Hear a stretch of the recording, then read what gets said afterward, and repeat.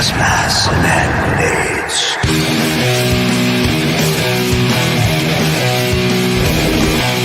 Gas masks and hand grenades.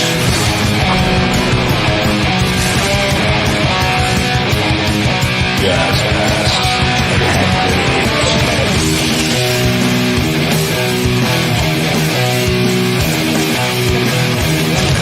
grenades. Gas masks and hand grenades.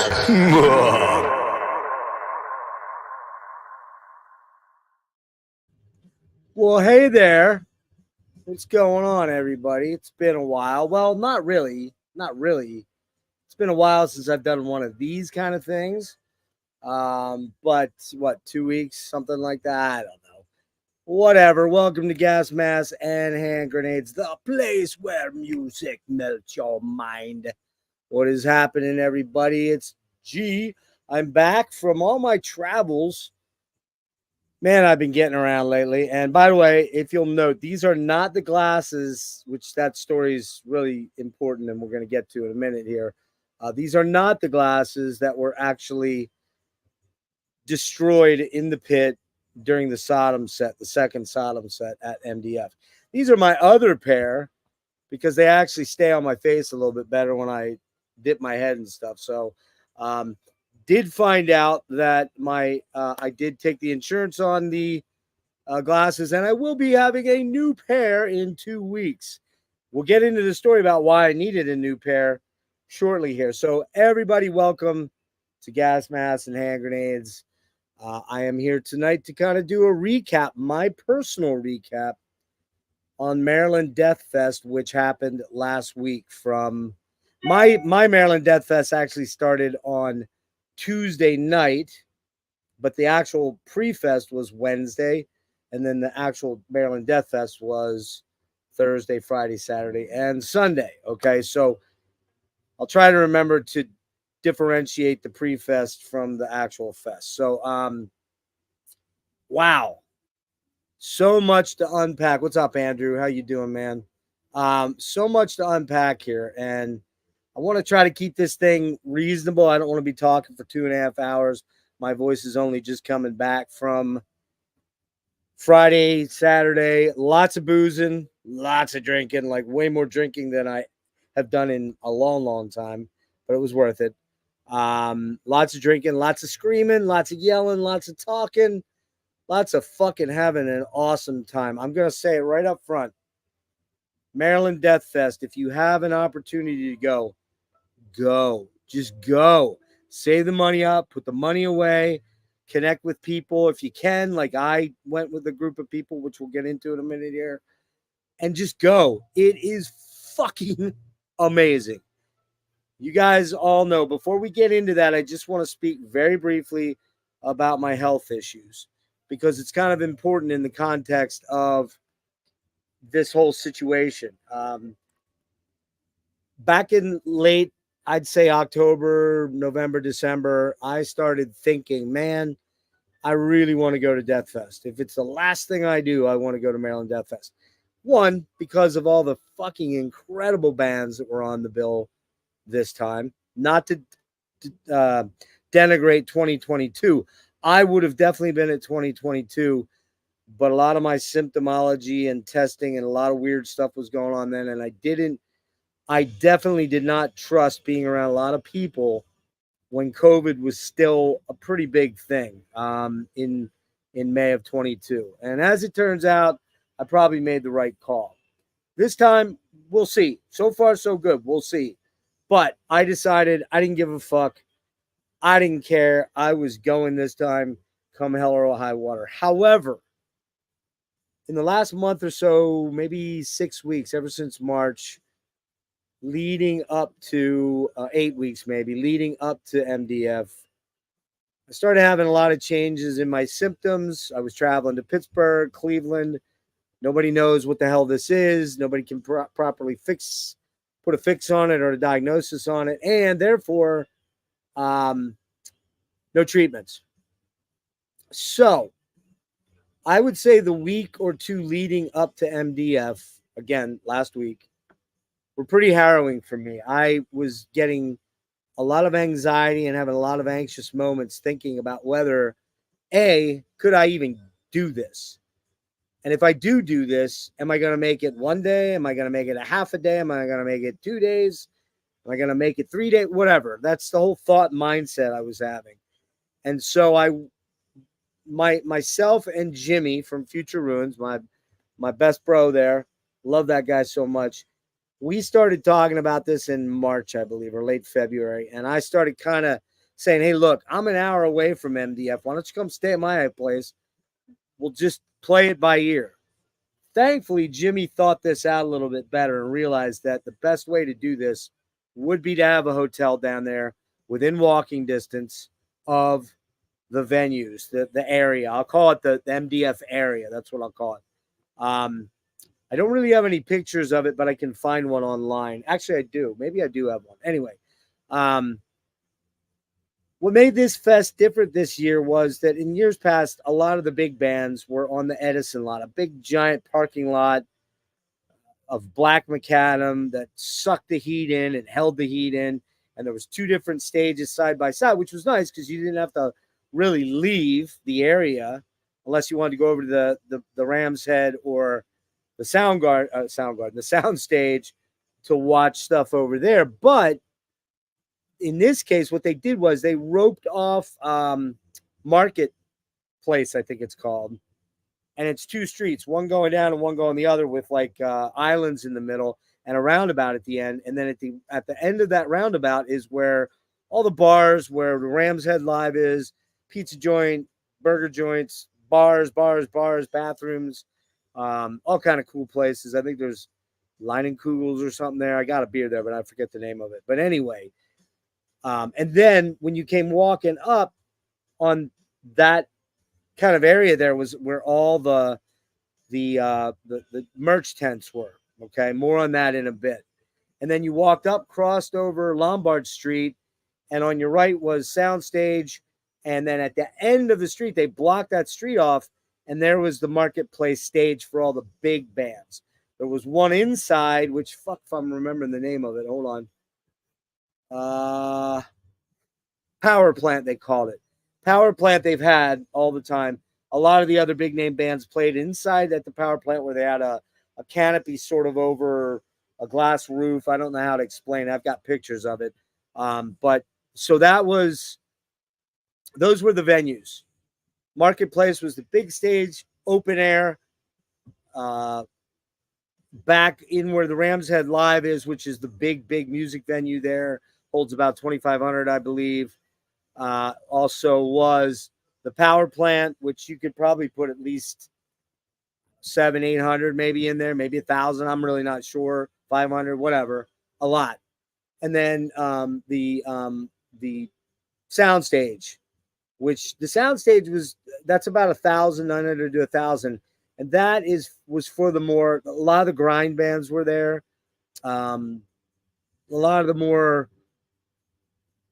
I don't want to say not as big bands because that's not really fair, but the bands that maybe wouldn't garner as big an audience as the bands that played Ram's Head, Power Plant, or Soundstage. I hope I'm not upsetting any bands that might see this, like my buddies in Altars, because they had a full house. But like, I think that thought was that to put bands in there with a little less higher profile so that they didn't have to worry about filling up a giant 2,300 or 2,500 place. So, all right. So that's that. My experience, going back to my health, not only did I make it, I made it pretty much unscathed, unless COVID or something, a cold gets me or whatever. It was not without incredible pain, which we'll get to, and a lot of powering through moments. But, I proved something to myself going to Maryland Deathfest. But before we get there, I do want to do this quick. There it is. I want to pimp my favorite beer. Lancaster Brewing Company Raspberry Blue Trail, raspberry, lemon, and blueberry shandy. Had this in the freezer, holding off for this. Oh, I apologize. I'll hit comments real quick. Hey, what's up there, buddy? Metal Band, good to see you. Wade, good to see you. Nick, what's up? Tim, what's happening? Just talk to you. Thralls, there you go. Yeah, man, you got to do it, buddy. Got to do it. Well worth it. Well worth it. It's incredible. All right, so going back to the rundown here. So, yeah, I did it. My particular fest, Death Fest, actually started the day before the pre-fest, Tuesday. And I am not doing this to be a star fucker or to be, Joe name dropper or whatever. But if you watch my channel, you do know that I do have some friends that were at this fest that were musicians that were playing and good friends. And one of those being Mr. Kelly Schaefer from Atheist. And we had been talking leading up to this about the potential of maybe connecting the night before. Hey, what's going on, man? Hey, Caleb, what's up, buddy? That's my dude right there. That guy. That's the guy that sold me the ticket at the early bird price. He could have gotten more out of me and was way fucking cool. Caleb, you are fucking badass, dude. If you contact me at some point in time, maybe through the channel or my Instagram or whatever, I got a gift for you. We're going to hook you up. Anyway, pouring a beer quick. Oh, no, it's frozen. That's good, though. Oh, look at that, Shandy. It's a beautiful thing.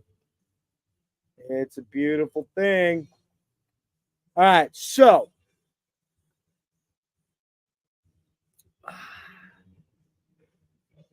Man, that's fucking good. All right. So my fest started Tuesday night when I got a call from Kelly about 8:30. I got a text, rather, I should say, asking me, if it was too late to come down. Now, I live 1 hour exactly from my door to the Baltimore venues and the hotel that Kelly was staying in. And it's an easy ride. It's simple comparatively to speaking to going into like fucking DC or Philly or New York, other places I go to shows at. Way easier than that. So far, far easier. And to be honest with you, it was already 11:30, and I was kind of like, oh, do I really want to go? I don't know. Do I want to go? And then I thought, man, it's Kelly Schaefer. Of course I want to go. Hang on, I'm having stress here with my lighting source.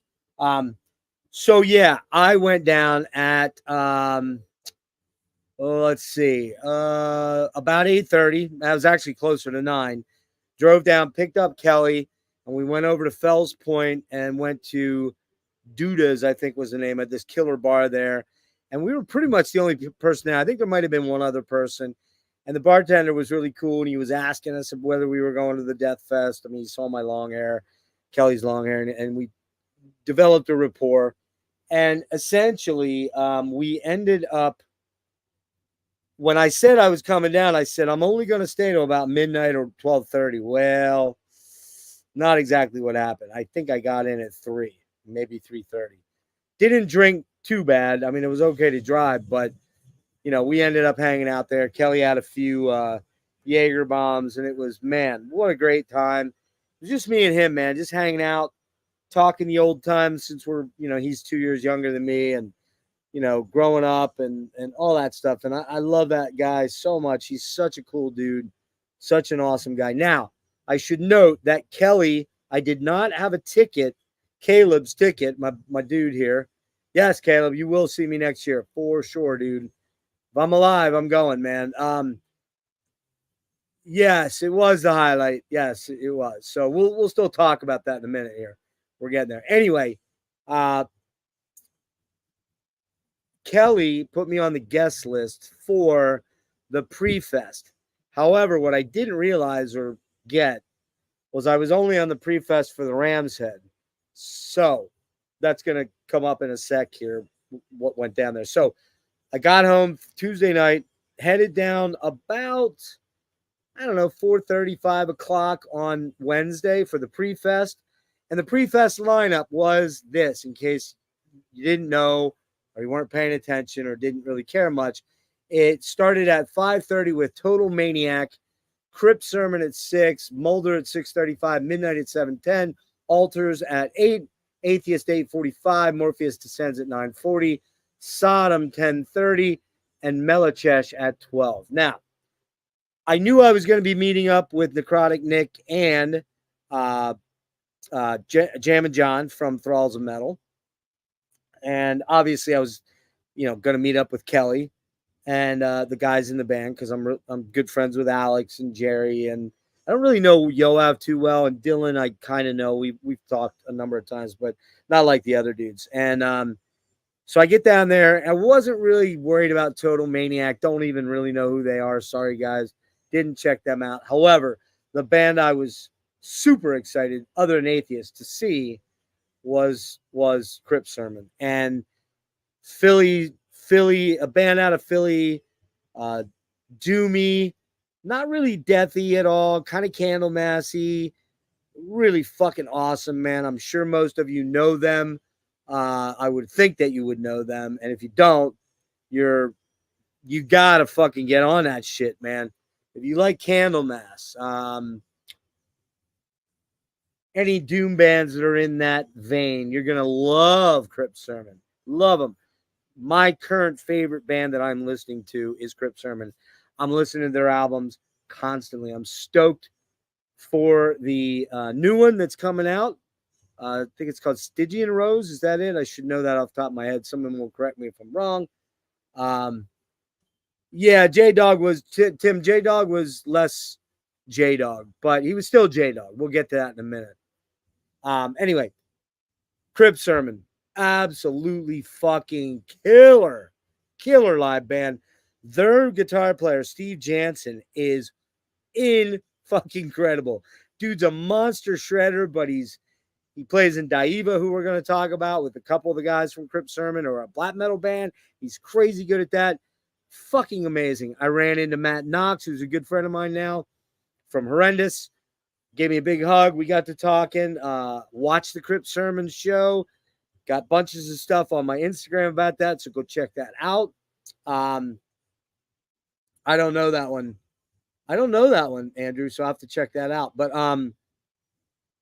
yeah, Crip Sermon started out the night killer. I did try to hit up. I tried to get Kelly to join me.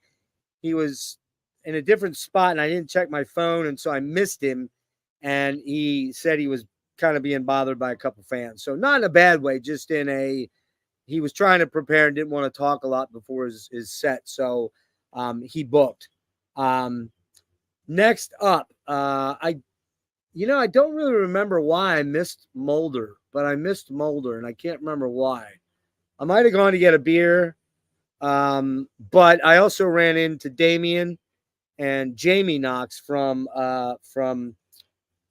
Horrendous, and I joked. I said, "Hey, there's a little downtime up on stage. You guys, since Matt's here, I'll grab all three of you.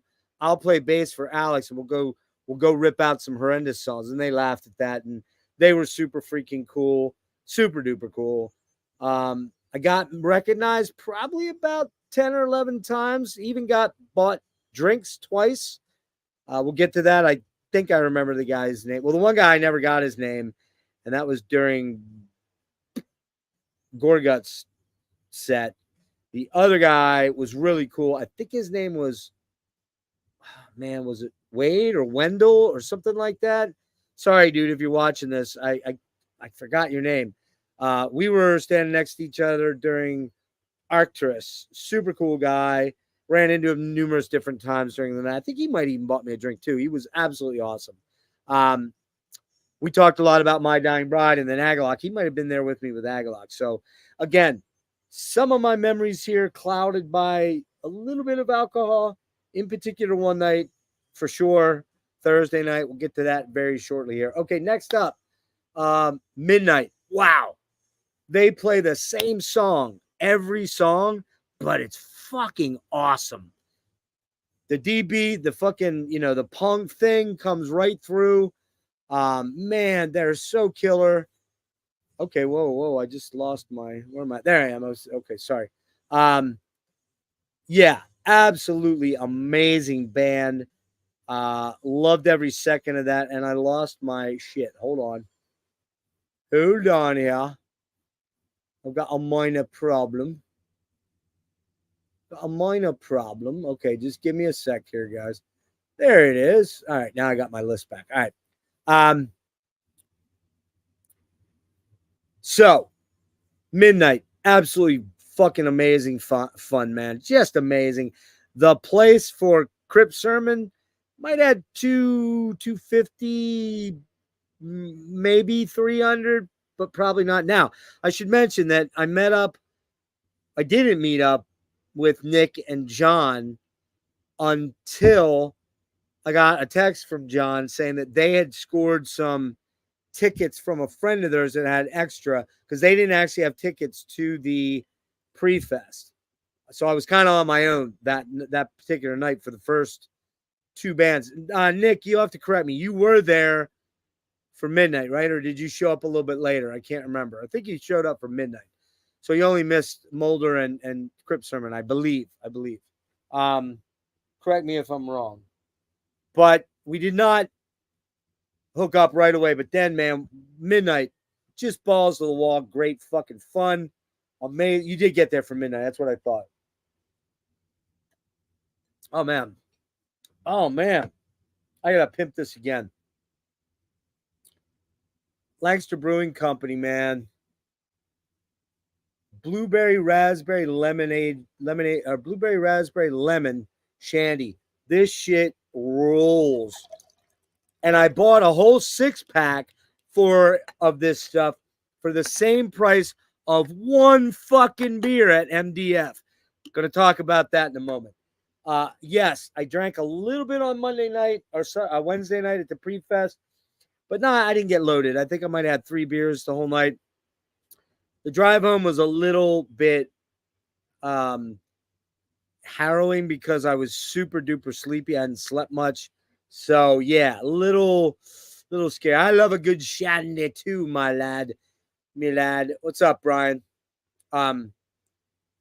Yes. So, which reminds me, Brian, I need to. Yours is one of the shirts I need to yet bag up. By the way, everybody, anyone that bought a shirt, they're going in the mail tomorrow. Okay, that's the plan. I've got almost all of them bagged up and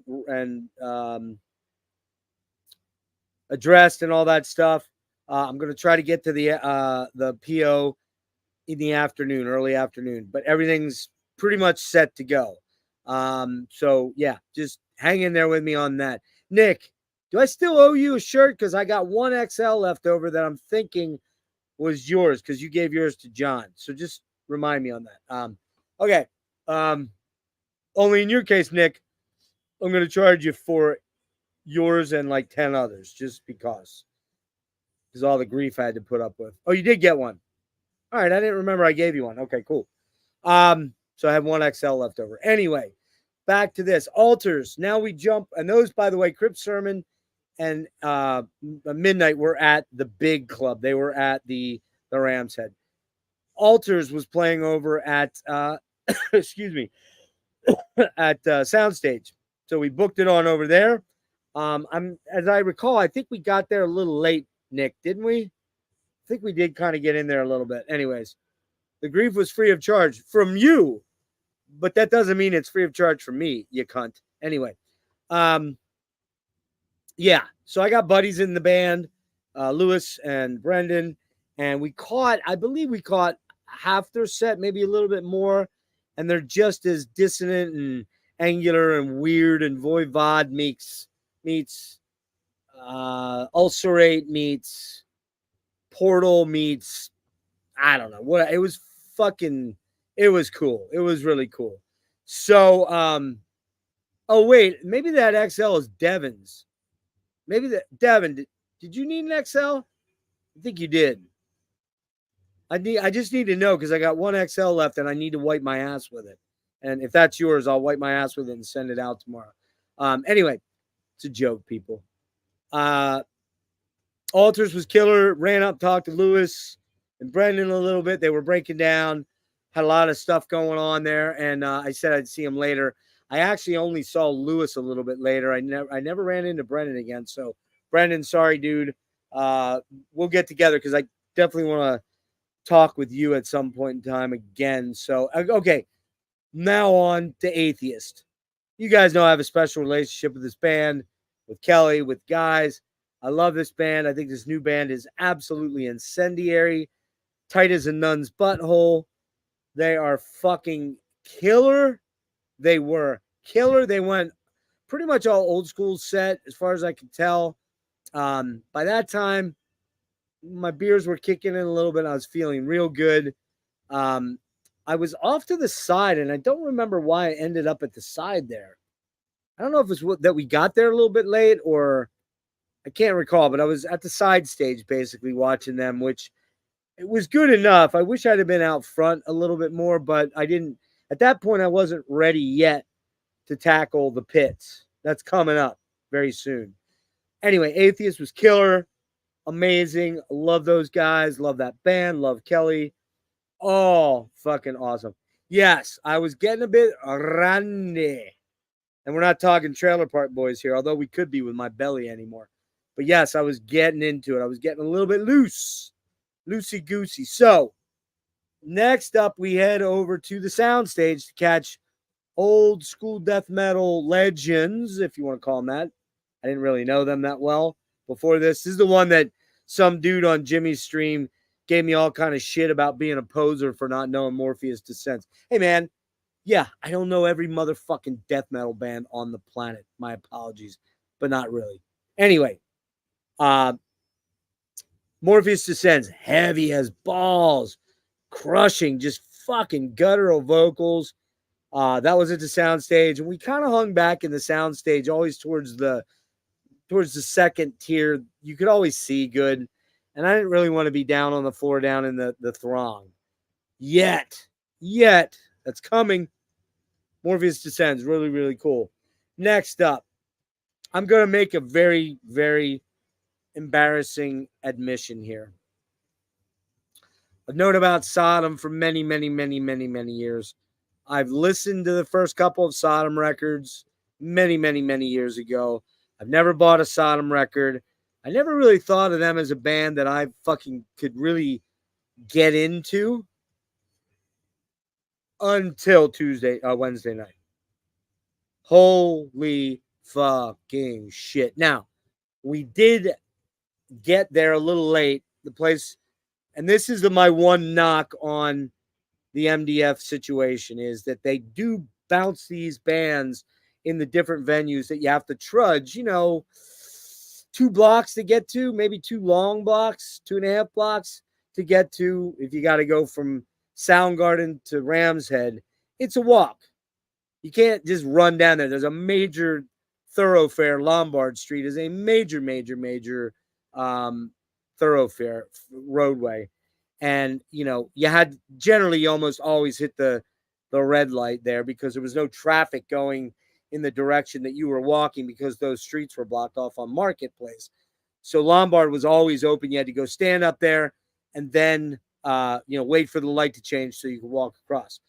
And so my complaint was that if you really wanted to catch one of your favorite bands, you had to leave one of the other bands early and head over early to whatever band it is that you wanted to see. And I didn't figure that out until a day or two into the fest.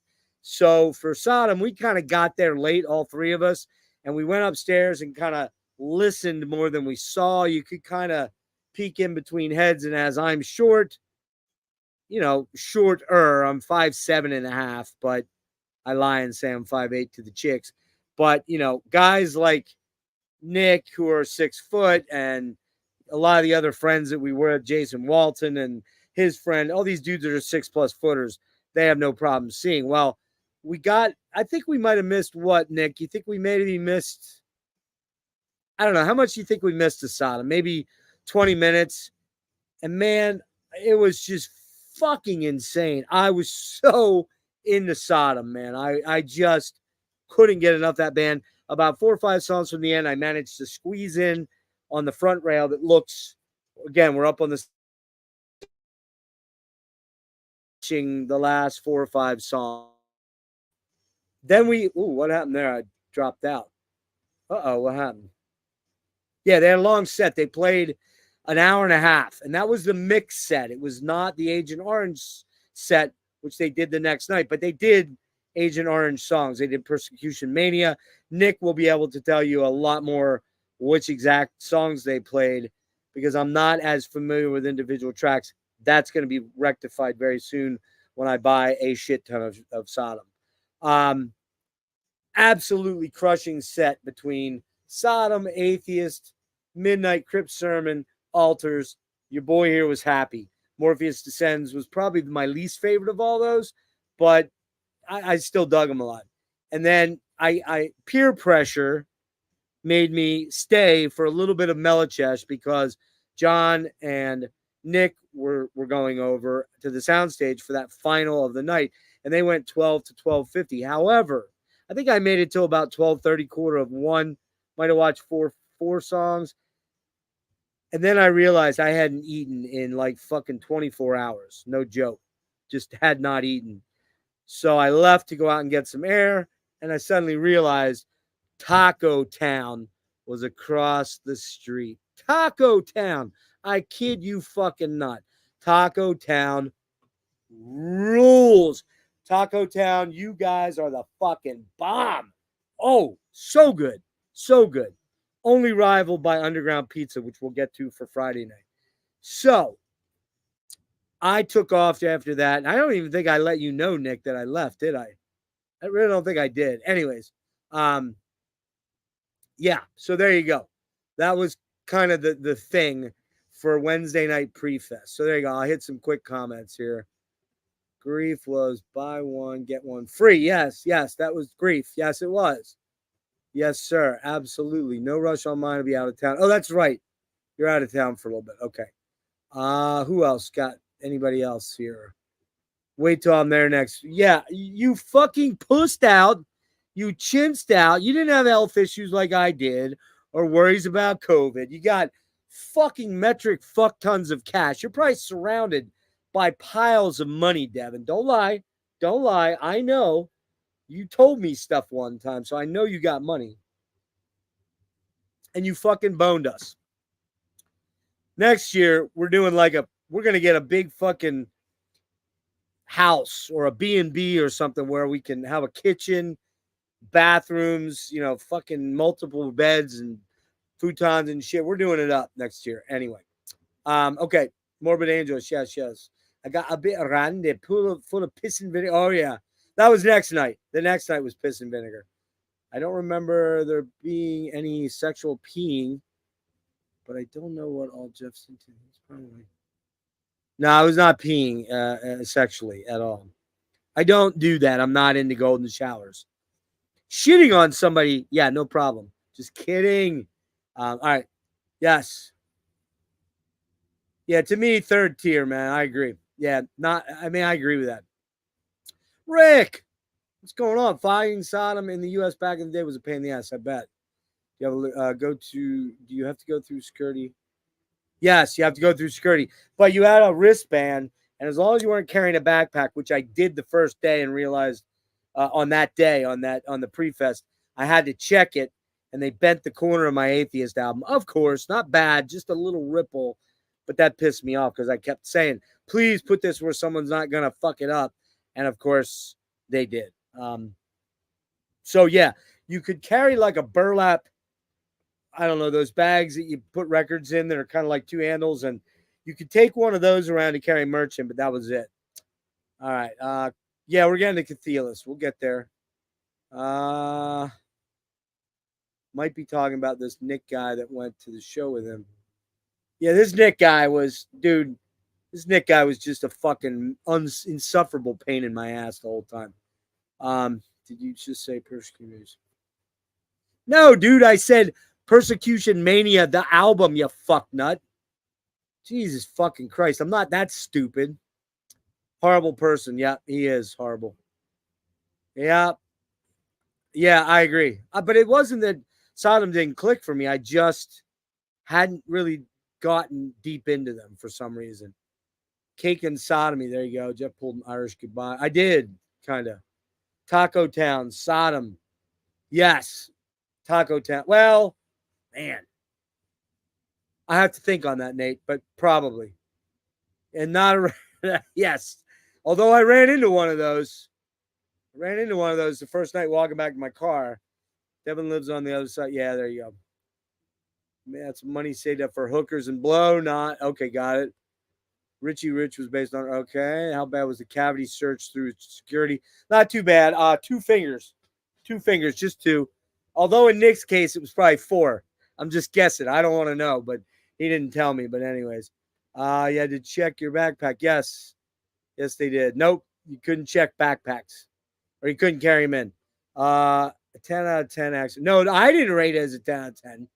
You rated it a 10 out of 10, you fucker. All right, on to Thursday, on to day 1, technically, of the fest, but realistically day 2.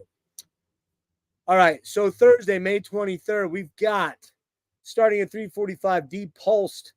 Kernigia is next up. Fossilization, then. Incinerate. Durketa. Stabbing. Cathealist. Cenotaph. And then outside, they had the first show at the power plant was At War. In Ram's Head, more to Scald, which is where Cathealist, Durketa, and Fossilization were. All the other bands were over at Soundstage. No outdoor stage as yet, up at the end at Marketplace yet. That's Friday, Saturday, and Sunday. Also, over at Soundstage is Internal Suffering. And then we had the second set of Sodom, which was 10:30 to 11:30. A little bit shorter set, and that was the Agent Orange set. They may have played something on Persecution Mania, but it wasn't Persecution Mania. Okay, Devin, are we clear? Devin. All right. Esoteric at 11:20, and then finally Broken Hope over at Soundstage to close the night out. So I had gone home, as I said, on Wednesday night, slept into about noon. I had a motherfucking shit ton of things I had to do around my house, my apartment. I had laundry I had to do, and it turned into, and packing, and it turned into quite an ordeal. And by the end of things, I didn't actually get down there until about 6 o'clock roughly. Jimmy flew in the night before on the red eye, got in around 6:30, got an Uber, took a train. I'll let him tell that story. Took a crazy fucking train ride through hell to get to West Baltimore, where this is at. And so he then went to the hotel, fell asleep in the lobby until the room was open, and then he went in and slept till like 3:30, and then met up with Nick and John, and then I came down later. Okay, so I know I missed Fossilization, Nick, and I really should have tried a little harder to get there, but it just didn't happen. So I skipped Depulsed, Kernigia, Fossilization, Incinerate, and then I peeked in on Durketa when I got there. I wasn't really super into it. I don't remember what happened with Cenotaph. You know what I think happened? I believe what happened was I ran into Nick Franco and Ryan Scow from Sea of Tranquility, and we hit it off right away, and we started yakking about coming on my show and doing, some kind of a collaboration or something like that. Super fucking rad dudes. Ryan and Nick, you guys rule. Can't wait to have you on. I believe we stood out in the courtyard out in front of Ram's Head drinking. I'm pretty sure of it. I believe we drank quite a bit. And then we drank a lot more when Sodom came on. I'm sorry, we went in for more to Scald. I did not catch At War. Not really sure why. I don't know that. Oh wait, I skipped Cathealist. Holy shit. All right, back up. I skipped Durketa and Stabbing, and I believe that's around the time I met those guys.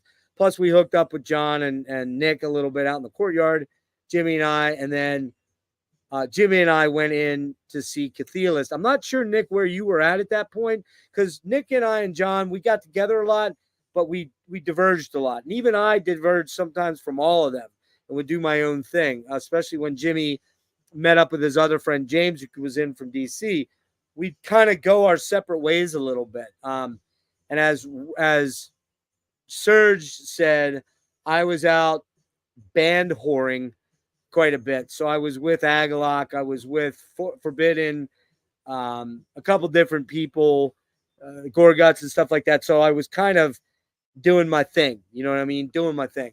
So Nick and John and I and Jimmy went into Cathelis, but we went in separately. Man, oh my fucking God. I saw them a week ago in New York City, a little over a week ago in New York City. They only played a couple songs. It was in a tiny little venue, only maybe 150 people in that venue. And I believe all the bands had to kind of cut their sets down a little bit for time constraints, and so everyone got to play. But when I got there, I got about halfway there through Cathelis' set up in New York, and I was pretty mind blown. But man, totally different thing, man. On a big stage with all that room, and the stage at Ram's Head is huge. It was fucking mind blowing. Oh my God. They were just absolutely insane. Fucking so heavy. The vocalist is just amazing. Phil Tugas is just mind-blowing as a guitar player, as a riff writer. He also does some vocals. The bass player, Antoine Denagault, awesome fucking player. The drummer, awesome. Just fucking amazing band live. Just amazing. Amazing. And that's the first band I bought merch from. And I grabbed, and I didn't do much on merch, guys.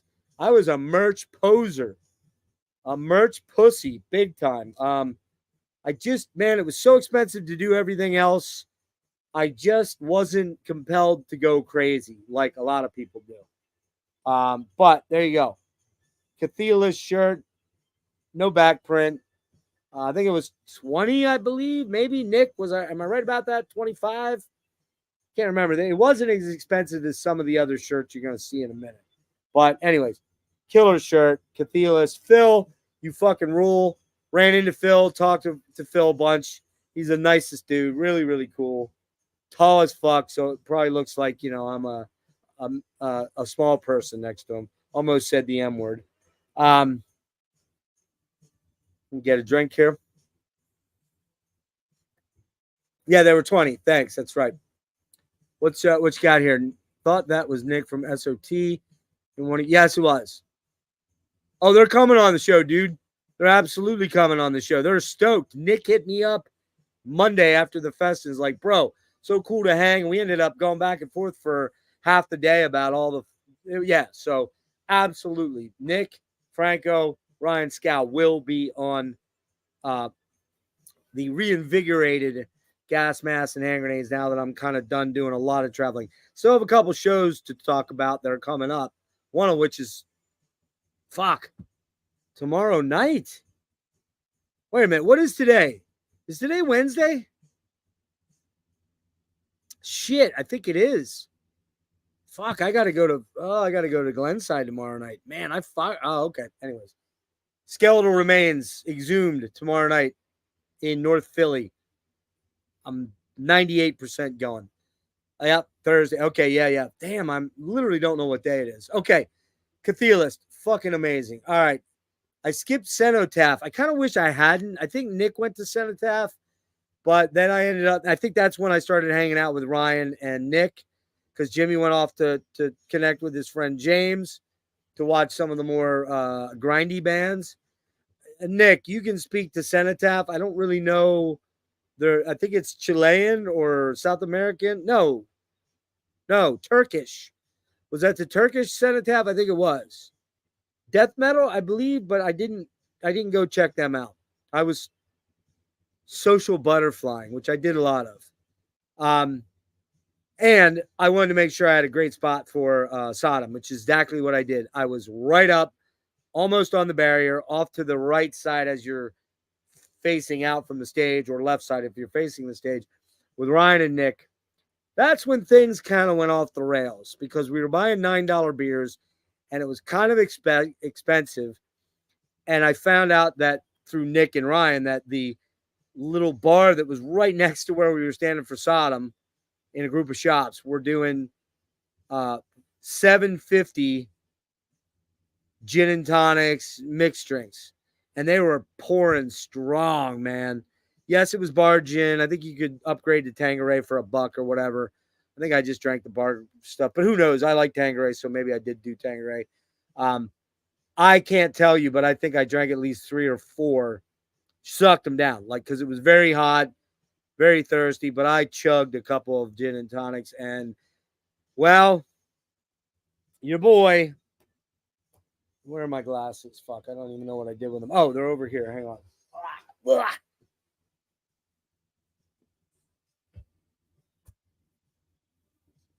right, so next to last song for Sodom, your boy here, Mr. Sickly, Mr. Insane, decided I'm going into the pit and I'm surfing. Don't know why I did that. Only done that once or twice before in my life when I was a much, much younger man. Don't know why I had this in my mind to do it, but I think gin had a lot to do with it. And as a result, here are my glasses, my good glasses. And this is how they ended up. But the story of this is that I got in the pit. I was right up near the front, and some dude or chick, I don't know, that they were crowd surfing out. Suddenly, I just saw a foot come in and boom, right in my nose. Glasses went off, but here's the fucked up thing. I didn't even realize I lost my glasses. Had no clue. The set ends because it was almost the last song. I think it was the encore. I am fucking soaking wet with sweat. My hair is drenched. I am on cloud fucking 9, man. I was stoked. I go back. Some dude calls me out and says, "Yo, man, you look familiar. You on YouTube?" I'm like, "Yeah." He's like, "I think I know who you are." We get to talking. They have a podcast. He wants me to help them with their podcast, etc., etc., etc. I suddenly realize his face is like blurry. Like, why is that dude's face all blurry? I reach up to touch my face and I realize my glasses are gone. They're not on my face. So I go chugging back over to where people are cleaning up. They're sweeping all the beer cans and plastic cups and whatever, food wrappers and shit up right in this area. And I think, like an idiot, I'm going to get down on my knees with my flashlight on my phone and find this thing. Well, I'll tell you right now, I need bifocals and have for the last 2 or 3 years. And I can't really see anything distance wise past maybe about 1.5 feet in front of my face. So here I am on the ground, like literally trying to dig through these. And she goes, "What are you doing?" I'm like, "I'm looking for my glasses. They got kicked off my face." And she goes, amazingly, "There's 2 pair of glasses over there on the bars." They had shut the bar right when the band stopped. And there were my glasses. But as you saw, they were missing an important thing. So there we go. We lost the left arm and the right lens got pretty bitched up. You can't really see it, but there's a bunch of scratches. This is a $450 pair of glasses, guys. No line bifocals, thin lenses. They turn dark outside. I was not happy. I felt fucking stupid and like what an idiot. But the rest of the fest, I spent wearing these glasses to every show. And so if I wanted to headbang, I had to take them off, do my thing, come back up, put them back on.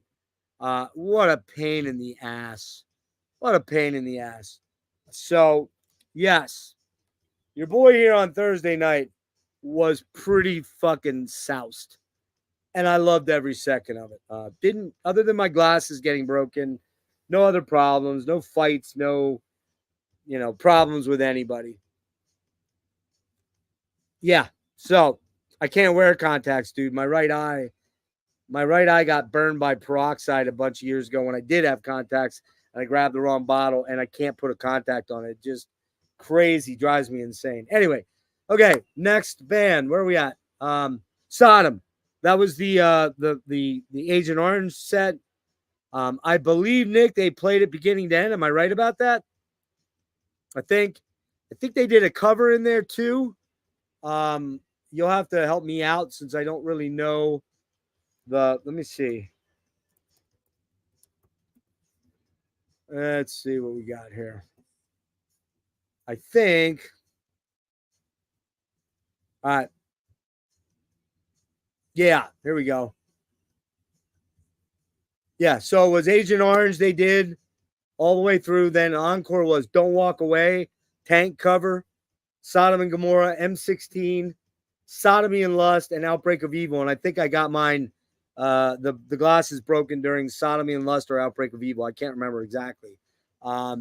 Just to clear up the set list for the night before, it was 19 songs. They did Procession to Golgotha, Christ Passion, Jabba the Hutt, The Crippler, Sodomize, Napalm in the Morning, Blasphemer, Nuclear Winter, The Saul is the Law, Proselytism Real, Let's Fight in the Darkness of Hell, Better Off Dead, The Conqueror, Leave Me in Hell, Venom, Agent Orange, Caligula, Obsessed by Cruelty, Conflagration, and Bumbenhagel. Hey, what's up, Kellen? By the way, I kind of overlap Marty a tiny little bit. Sorry about that. LA Laker. Yeah, that's what I need, man. Those fucking goggles. That's what I should have had, dude. Exactly. That's funny. That's good. I like that. All right. So that's day 2. We hit Taco Town. Jimmy and I again. Nick, I don't know if you were with us. I don't remember you being with us. Did you? Oh, I'm sorry. I left one thing out. Because I was hunting for my glasses, I was late getting into Esoteric. Jimmy came out and found me and said, hey, man, you're going to miss Esoteric if you don't get in here. I hate to say I probably missed half the set. And, of course, by the time I got in there, I had to go around to the side because the middle, and I could have dug in, but I was kind of reeling from the fact that I was going to have to hold my glasses the rest of the fucking fest. So I was kind of dealing with that mentally, and I was loaded. I was definitely drunk, not hammered, but pretty good, doing pretty well. Esoteric, amazing. I'm glad I went up to New York City and saw the set. Hung out with the dudes afterwards. The nicest guys, along with the Gorguts guys and the Atheist guys. But man, Greg Chandler, I cannot say enough good things about what a kind, awesome guy he is. The rest of the guys, Matthew Barnes, amazing. Joe, the drummer, stellar. What a drummer. Mark Bedosian, super fucking cool, awesome guy. The other guy, shit.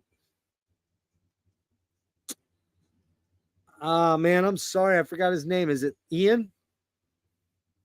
Or I can't remember the new guy. Shit. I feel bad. I feel terrible.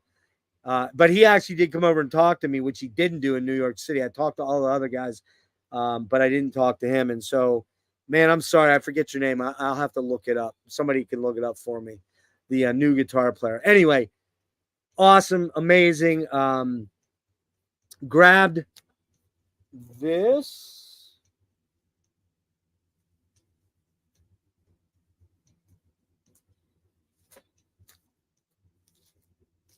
Oh, what was that? There we go. I already had shirts. They had run out of my size in the Pernicious Enigma, and they'd actually saved one for did we get to Parkware, Jeff? Wait, what? What does that mean, dude? I don't know what that means. Anyways, got this. It's the 3LP limited edition, 200 copies, and they all signed it for me. Took a lot of pictures. If you look at my Instagram, you'll see that. Amazing. So yeah, there's all the SIGs. Right. So that was super cool. Okay, what else do we have? Let's see. That was all the merch. Okay, and I made a huge mistake there because I should have went and got Sodom merch right away, and I didn't, like an idiot. And so the rest of the fest I spent trying to find Sodom merch, and I came up dry. They did not have my size in Agent Orange or Persecution Mania. I liked the fest shirt, but they were also out of my size in that.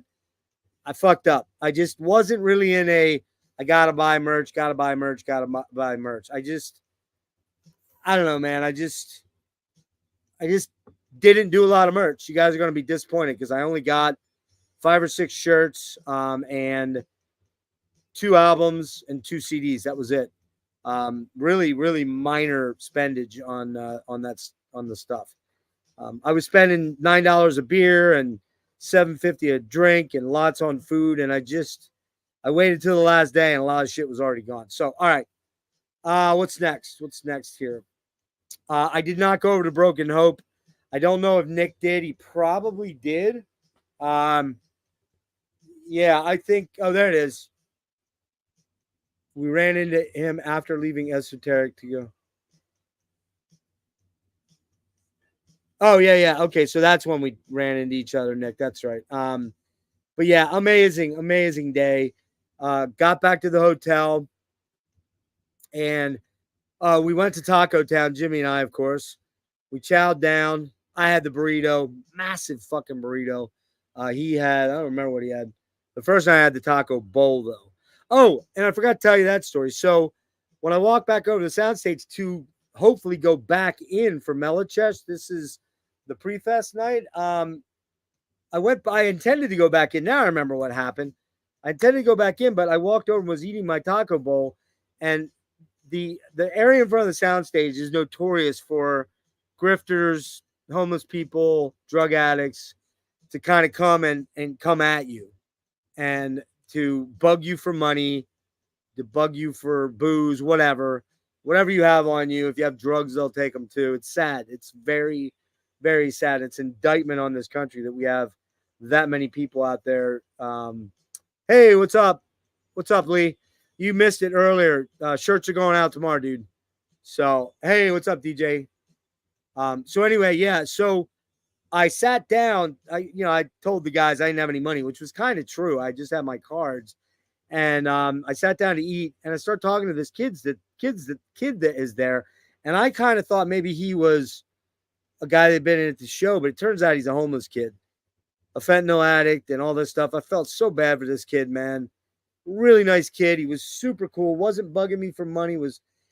I had $5 in my pocket, and when I went to leave after, I realized that Broken Hope was over, and they were DJing. And I guess Nick and John, I missed them when they came out because I was sitting upwind towards the harbor of the entrance because you couldn't sit near the entrance very easily. Long story short, I had $5 in my pocket, and I took this kid over to 7-Eleven. I bought him a Slurpee and a chili dog and some chips. Rather than give him the money and see it go into his arm or whatever, I fed him for the night. And, I don't want to medal for it, but, that's just something I felt I should do. I can't remember his damn name. Fuck. Doesn't matter. Anyways, really nice kid. And he's like, when I told him, I said, I want to take you over and buy you food. He's like, no, man, I'm not that way. I don't do that kind of stuff. I get a little bit of money from the government. He's living on the streets, by the way, guys, sleeping in dumpsters and in alleys and shit. It's just nobody in America should have to live that way, but I'm not going to get political. Anyway, when I took him over there, man, he was almost crying. He's like, dude, you're like the nicest person I've ever met. And I said, oh, no, I'm not. When you get to know me, I'm not a nice guy. I can be a total fucking jerk off. But I also can be a very nice guy. So I was a nice guy that night. Anyway, headed home that night and then came back down for Thursday. That was Wednesday night. All right. Thursday night, we went through. Jimmy and I ate at Taco Town, walked over to the hotel. Now, I need to say to you guys, I have peripheral neuropathy from my neuro disease. Bad, especially in my feet. Because of that, I wear slippers, bedroom slippers, believe it or not, around a lot, moccasin type slippers. And I wore them down there, but man, didn't realize that by day 4, my feet were going to be absolutely motherfucking fucked. I mean, fucked to the point where if you'd have given me fentanyl, I'd have injected it right into my feet. However, I was still okay as of Thursday night. We head over to the hotel. And man, we hit the sack, and I think I was out fairly quickly. Took a shower though first because I don't go to bed all sweaty and shit like that. Crashed, and then we went the next morning or afternoon, early afternoon. This is Friday now. I got a text from John Holm from Agalock saying they were going to Soundgarden around noon. Soundgarden is the big cool record store in Baltimore over in Fells Point. Jimmy didn't want to get up yet because he was still catching up from his red eye. So I walked over. We were about 5 blocks away. That's when my feet started going, oh, you're going to do this, huh? So, but still relatively cool. So I got to Soundgarden, and here it was Don Anderson, John Holm, Jeff Wagner. I don't know if anybody knows who Jeff Wagner is. Most of you probably do. He wrote the book on Peter Steele, Destination Onward by about Fate's Warning. What's that one? That book on all the different metal bands. I can't remember the name of it. I think it's out of print right now. So he's written a lot of cool books, and he's good friends with Marty, and you know I see him on other shows. And Hunter Ginn was there, and Hunter and him are saying that. Or not saying, we've been trying to set something up to, hey, what's up? What's up, Tyler? So, and DJ, nice to have a new person here. Thanks for stopping in, by the way. So yeah, all those dudes are there. Wade, hey man, if I didn't say hi, what's up? Yeah. So I meet those guys. I didn't buy anything, believe it or not. John walks up to me after I walked up to him and go, I think I said something like, they let anyone in here, don't they? Or no, he was wearing a blazer and like he dresses a certain way in these boots. And I'm like, he looks cool. And I said, nice get up, dude, or something like that. I busted his balls. Met, said hello to Don, said hello, went over to said hi to Jeff and Hunter. Just awesome, man. Awesome. Yeah, he worked for Metal Maniacs. Yep. I think he was the editor of Metal Maniacs at one point in time. Anyway, I'm squirreling right now. I'm getting off on tangents. So we hung out at the shop. They got some stuff. Holm walked up to me with a Neil Sedaka album, I think, or a Neil Diamond album, a Christmas album, and like a Barry Manilow album, and goes, what do you think of my choices? I'm like, very nice. Well done, Mr. Holm. They had to be back at the, that was like 11 o'clock, because they had to be back at the Fest grounds by 12:30. The Fest area. So I told him I'd meet him over there after I went back to the hotel, got Jimmy, and came over. Now, in the interim, I had been playing a game of park my car in places that I know in Baltimore that are distance that usually don't get hit by towing and fines. And I went to my one place I always go to. I'm not going to say where it is because I don't want to give it away. And here we walked up the street, and this was the night before, by the way. This was Thursday night. And it was so funny because Jimmy was with me, and we drove over there out of the parking garage where I had to pay $15. We got over there because now I was going to be keeping it overnight. And Jimmy was so tired from his red eye that he's like, dude, I'll just fucking pay the $26. I want to go to the hotel. And I'm like, and then we found the street and all was cool. But there were signs up that I'd never seen, but they didn't have anything written on them. So I said, well, let's take a chance. We walked to the hotel, about 8 blocks. This is a lot of walking, dudes. A lot of walking, which is why my feet suddenly were fucked. Anyway, we got to the hotel, took a shower. I did. I went back to the hotel to get Jimmy, and we walked to the grounds, okay? I did take a shower, actually, because I hadn't taken one in the morning. We got over to the fairgrounds. This is Friday now, right? We're at Friday, right? So Friday is crazy. Friday starts at 4:20 with One Master and Contusion. The outdoor marketplace is finally open. Defeated Sanity is playing there at 4:50. Then we have Imperialist and Triac at Soundstage and Ram's Head Soundstage. I skipped all those bands, although I did see Defeated Sanity when we were walking in, but I didn't go in and check them out. At that point, I missed One Master, Contusion, Imperialist, and Triac of my own will. Of my own volition, I missed them. However, at that point, I got a text from Holm saying to meet him over by the trailer. I went over by the trailer, and there was, of course, it was gated off, and John took me backstage, and we got on the headliners green room, which was this air conditioned camper, which was nice because it was hot as a motherfucker on Friday out there. And I struggle with heat because of my dysautonomia. So went in there, met Jeff Wagner again, Hunter, Jason Walton. Finally, I met him. Although I'd seen him, we saw him at, didn't we see him at the Altar show, Nick? I think we ran into him at the Altar show, and he, tapped me on the shoulder and we talked, and then I introduced him to you. So I believe it was at the Altar show at the Pre-Fest. So yeah, I just wasn't huge on them, Nate. I know him. I just didn't really pay much attention to him. Probably should have. My bad. I was, as Serge would say, I was whoring myself out to the band. So I was hanging out with the Agalloch dudes for a good 2 hours, and we stayed in there and watched the Aura Noir set behind, like out the window. We watched Aura Noir, which was the second band on the Marketplace stage. I got to be honest with you, that's the one. There's two bands I kind of fucked up. Well, three bands I kind of fucked up. Whoa, that I wish I would have put more effort into seeing them. Aura Noir being one, because we were all talking while the set was going on, and you couldn't hear it quite as well as being outside. But shit happens.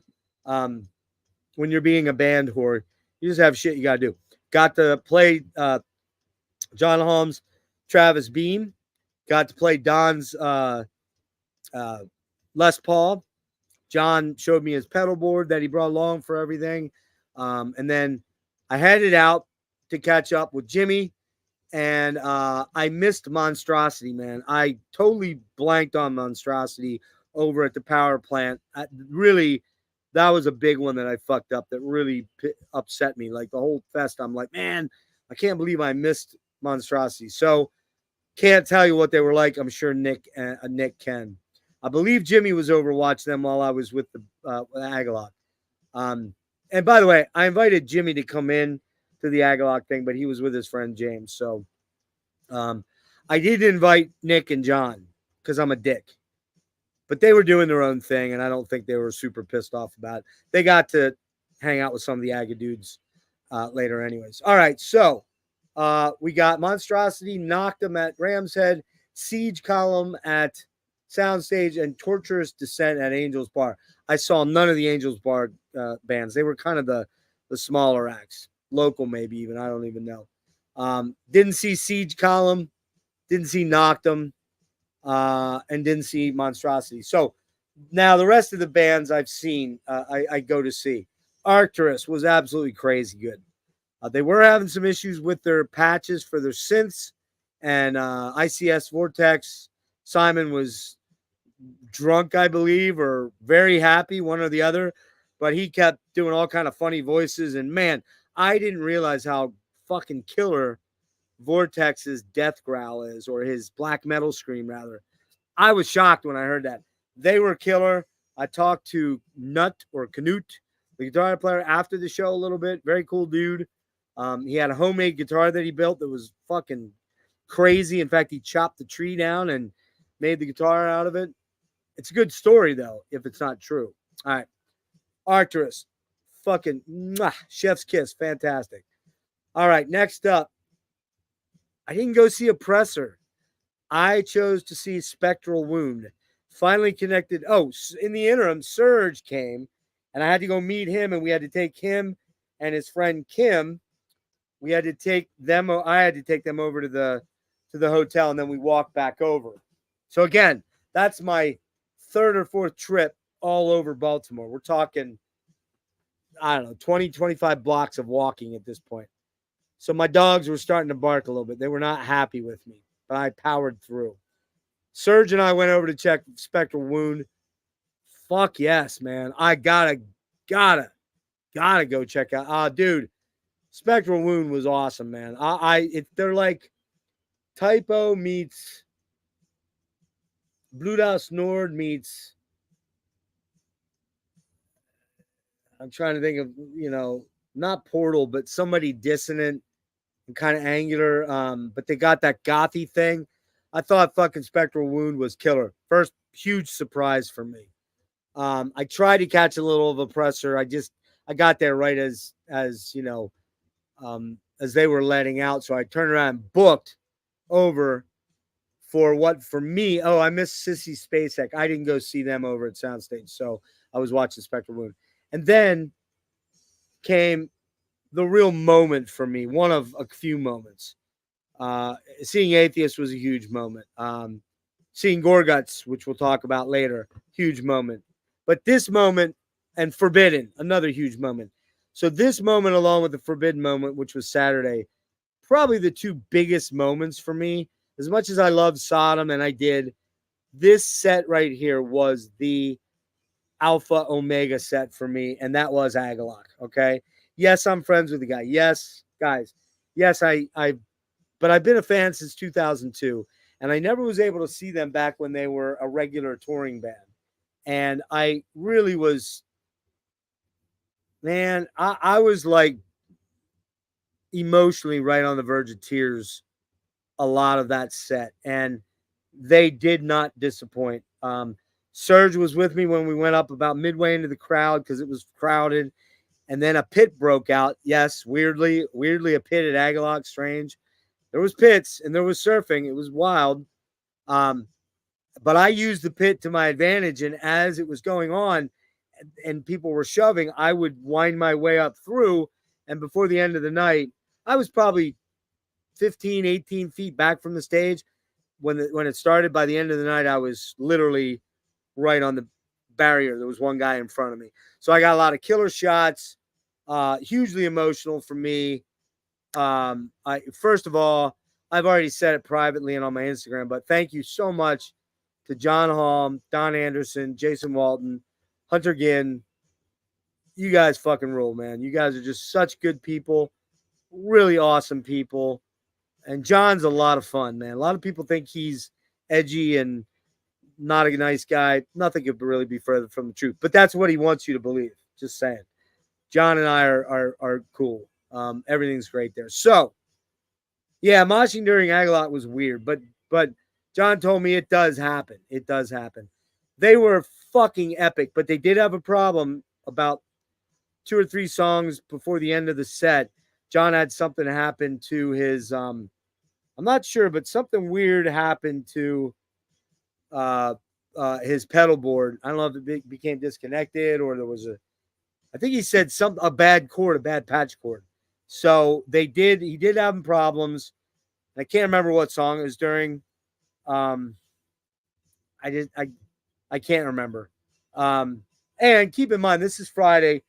I'm still drinking pretty heavily. Once my slight hangover wore off from Thursday night, I was back at it Wednesday night. I eased way up on Saturday and eased pretty up on Sunday. But all right, so Agalok, absolutely fucking jaw dropping. Hunter was awesome. Just, man, it was like a magical experience for me. It was like, I don't want to say a religious experience because I'm not religious, but amazing, amazing, amazing set. Amazing. I didn't hear any feedback, dude. Not except for that one time when he was having issues with the pedal board. That was all I heard.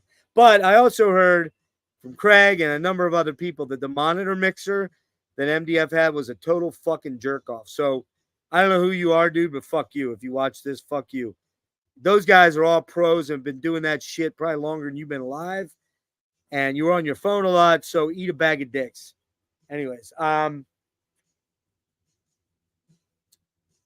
let's see. Agalok went till 10:40, and then I booked it over to the power plant live stage to catch the last half hour of Ahab.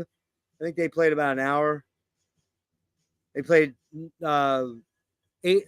50 minutes. I think I caught about 30 minutes of it. Awesome, man. The guitars were so damn good. Fucking killer, man. Ahab was great. Bolzer was playing at the Ram's Head. I did not go see Bolzer. I do know that Kim went to see Bolzer, and I think Serge went to see Bolzer. And then we got Brodequin, Putresect, skipped them entirely. I'm not a big fan of Brodequin, sorry.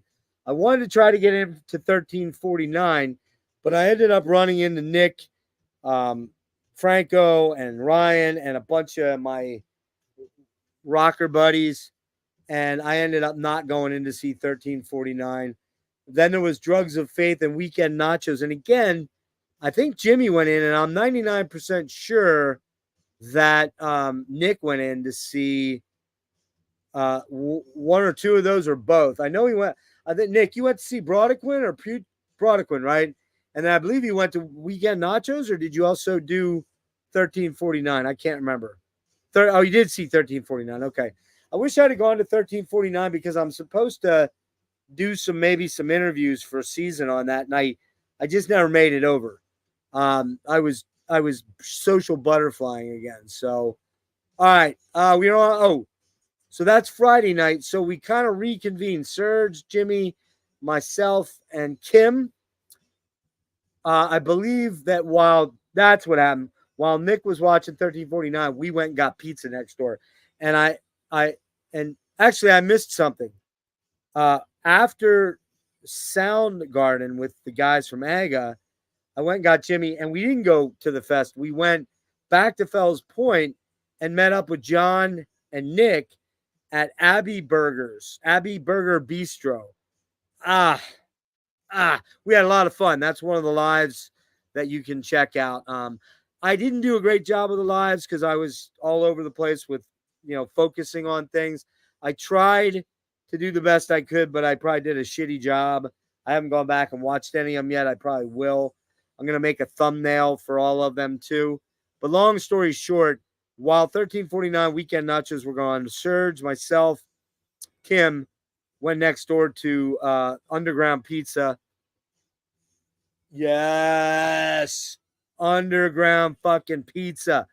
So good. Chicago style with the sauce, with the sauce outside the cheese. Pepperoni. Oh my fucking God. So good. So good. Anyway, we then headed back to our room, got those guys all set up. I took a shower. I think I was up for a little while there, and I woke up hungover. About 4 hours after going to sleep, I woke up not feeling good. And I had a sore throat. My voice was roached. Like I could not talk. Nick will tell you. He enjoyed every minute of me being whatever, Detroit style, whatever. Nick enjoyed every second of me croaking the early part of the day, but my voice slowly did come back a little bit. But I was a lot quieter Saturday afternoon. So Serge and Kim got up in the morning and split. I got to backtrack just a little bit and say Serge and I go back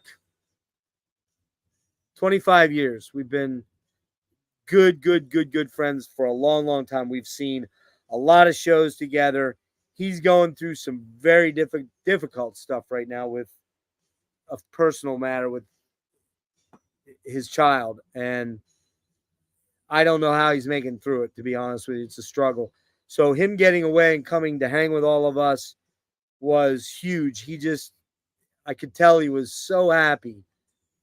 Nick, did you see Serge? Did you get to hang with Serge at all? I don't remember if you guys connected. You had to have at some point, I'm thinking. I know you did. So those guys leave. I sleep till about 1. And I decide because of my voice, which was fucked from Agalock, from Sodom the night before, Arcturus. I mean, just a lot of screaming and yelling. I just had to be quiet for a couple of hours after waking up. So I stayed in the room, took a shower, stayed off my feet now, which were starting to bother me Friday night. I stayed on my feet for an extra 3 or 4 hours.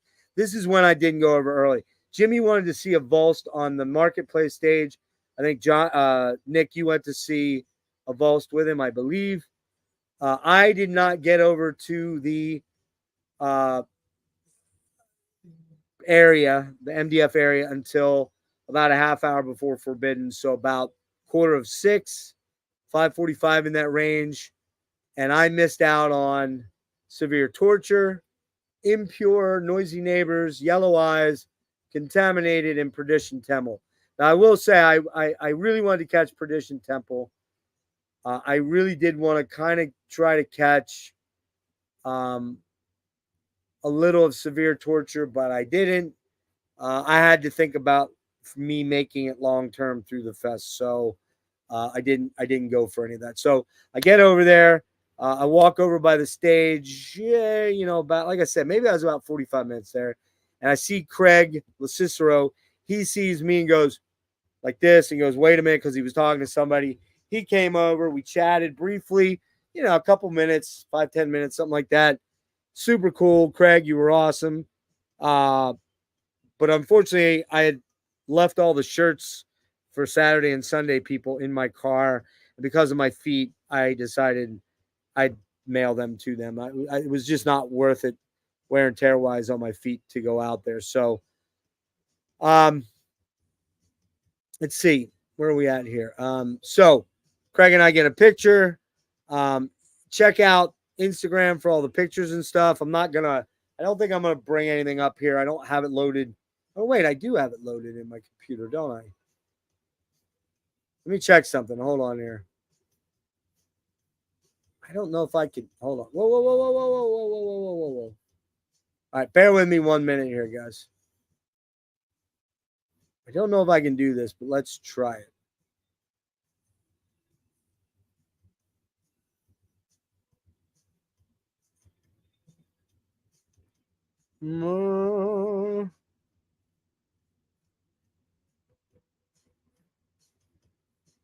Well,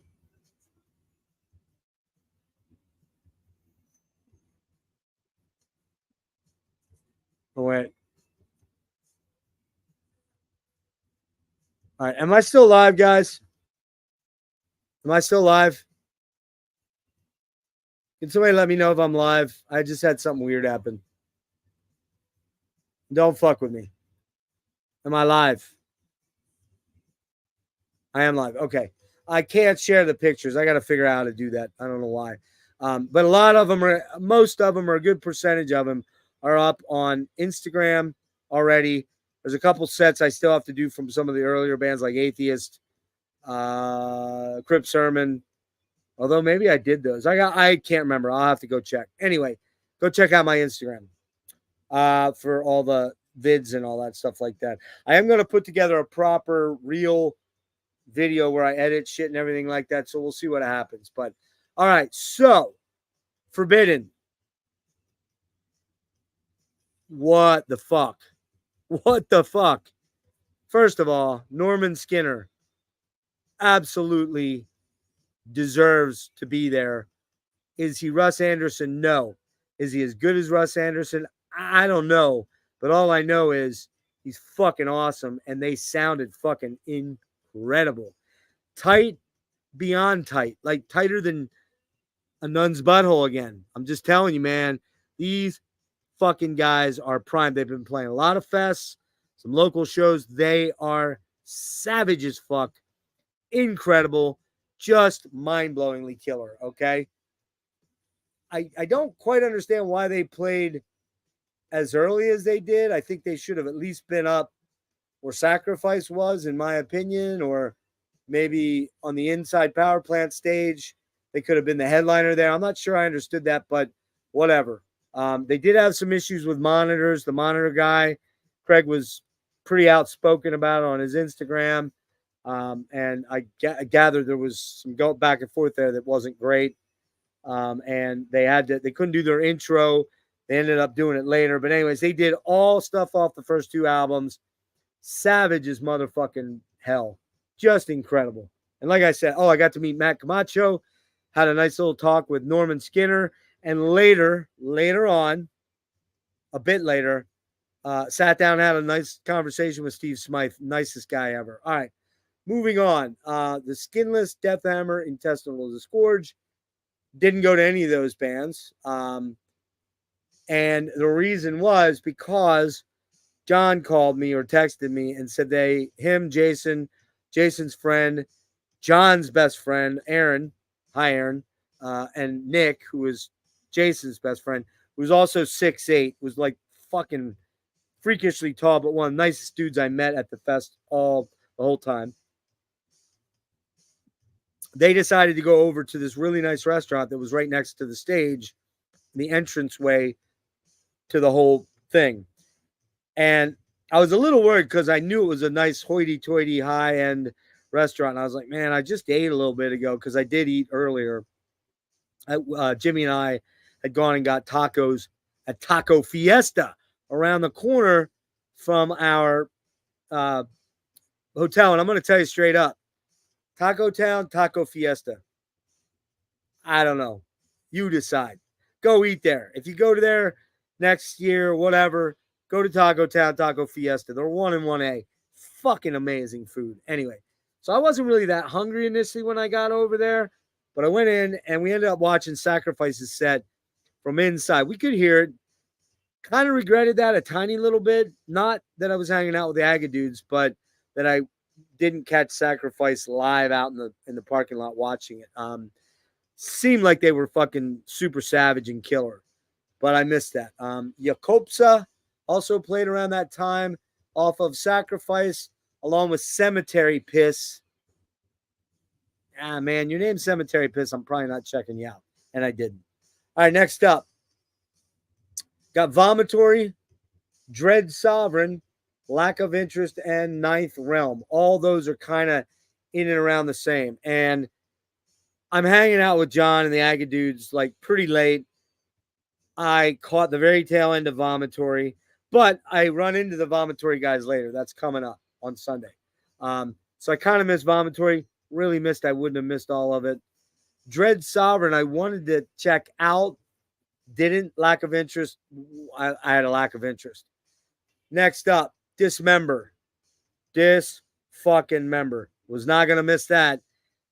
And as fate would have it, John and Craig and a whole bunch of people were back where the artists were.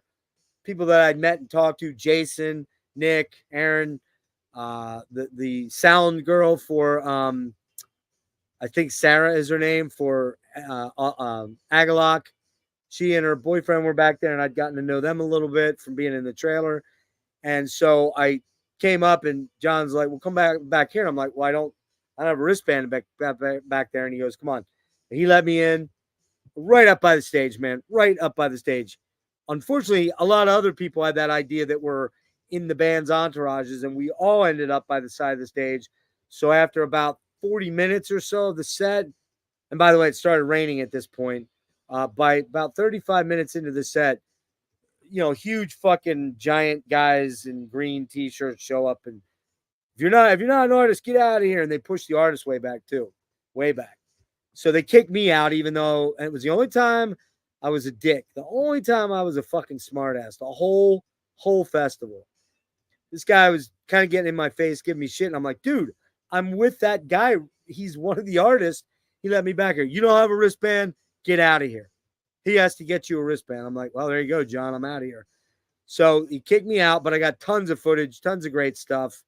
Funny stuff with Craig Cicero making faces into my video as I was taking it. I was literally, 15 feet from the stage, from the side, but wide open views. Unreal. Sound was killer. Dismember were fucking awesome. Probably going to go to New York in August if I'm still around here and doing okay. I'm going up to see them again. No doubt. Okay. After that, Soylent Green, Spectral Voice. To go back to Dismember, I watched the rest of the set with Jimmy, Nick, and John, I believe, and James, I think. Yeah, Nick, I was with you for Dismember for a while, right? I believe I was. Anyway, I was always floating around. I was, like I said, I was the social butterfly. I was not drinking. I had 2 beers on Saturday. That was it. Very well spaced out. Didn't want to get fucked up. Needed a break. My voice, I was not screaming, yelling too much. A little, but not a lot. Yeah, the sound out front of the house was great, Nate. It was the monitors that they were having issues with. So there you go. All right. Yeah, that's right. That's what I thought. Okay. Soylent Green was up next in the power plant station, and at Ram's Head was Spectral Voice, and then over at the bar, Angel's Bar, was Nixor, not Hixor. I know Soylent Green, it's not so much my stuff. I'm sure I would have enjoyed it if I watched it. But I really wanted to see Spectral Voice, and I got in there early, got up again, got up there against the railing. As I'd mentioned, if you watch my Instagram, you'll see there's footage on there from me going up to New York on Sunday, the whatever that was, the 16th or whatever, 18th. And I was right on the stage for that. I was right there. I could have reached out and grabbed the neck of one of the guitar of Jeff Barrett's bass. And that room was full of smoke. They were using the fog. They couldn't do the candelabras because of fire regulations. And it was just one of the most incredible fucking just incredible sets up there in New York. The set at Ram's Head was incredible. Again, they played the whole Sparagmos album, but they didn't use the fog very much because it's a very big venue, man. Like I said, 2,700, 2,500. The fog just, when they shot it out, just kind of dissipated quick. No candelabras there, but they did do it in the dark. But of course, you have bars back there that have the lights on back, I don't know, 45, 50, 60 feet away. So that kind of put a little bit of a twist on it not being as cool as the first time, but they were fucking savage, man. So goddamn heavy. Absolutely killer. Killer. So after that set, and I think Jimmy was there, but he was back behind me. And Nick and John were there, but I don't know where they were at. They were somewhere in the building. Now, did we reconvene after that, Nick? I don't remember. This is Saturday night. I don't remember if you went with us to Mork, but Mork was next in the same venue. So after the shows, we'd go out and mill about a little bit and then go back in. At least I would, or go to the other venue, which is probably what Nick did. It was Beheaded, and then Vacant Eyes were kind of on with Mork. Mork was fucking killer. Mork was awesome, man. Really, except for the first two songs when the guitars weren't mixed right. They were too low in the mix. Mork, so pro. The stage lighting, the stagecraft was incredible. Fucking awesome, man. Mork was killer. I got to get some Mork albums. Totally love them. All right. Let's see. And I was there with Sarah from the Agalot camp and her boyfriend, husband, not sure which, I think his boyfriend. Who else? Jimmy was there, and I think he was down. He wanted to be on the floor for it. He wanted to be up close. I was upstairs so I could lean my feet against things that I could prop them against things and stretch them and all that stuff. By this time, Saturday night, my feet were absolutely fucking ravaged. I was in severe pain. My legs were swollen. No joke. From my knee down, my legs were swollen. Nick saw it. Jimmy saw it. I got pictures of it that I'm posting on Instagram as my last post about MDF. But anyway, at that point, Jimmy and I walked over after Mork was over. And yes, your boy here stood up tall for 4 or 5 or 6 songs of Hemorrhage. What a crazy fucking band. What a crazy, that place was packed. John and Nick were there, and they were giving me shit about Grind, that Grind Island's coming.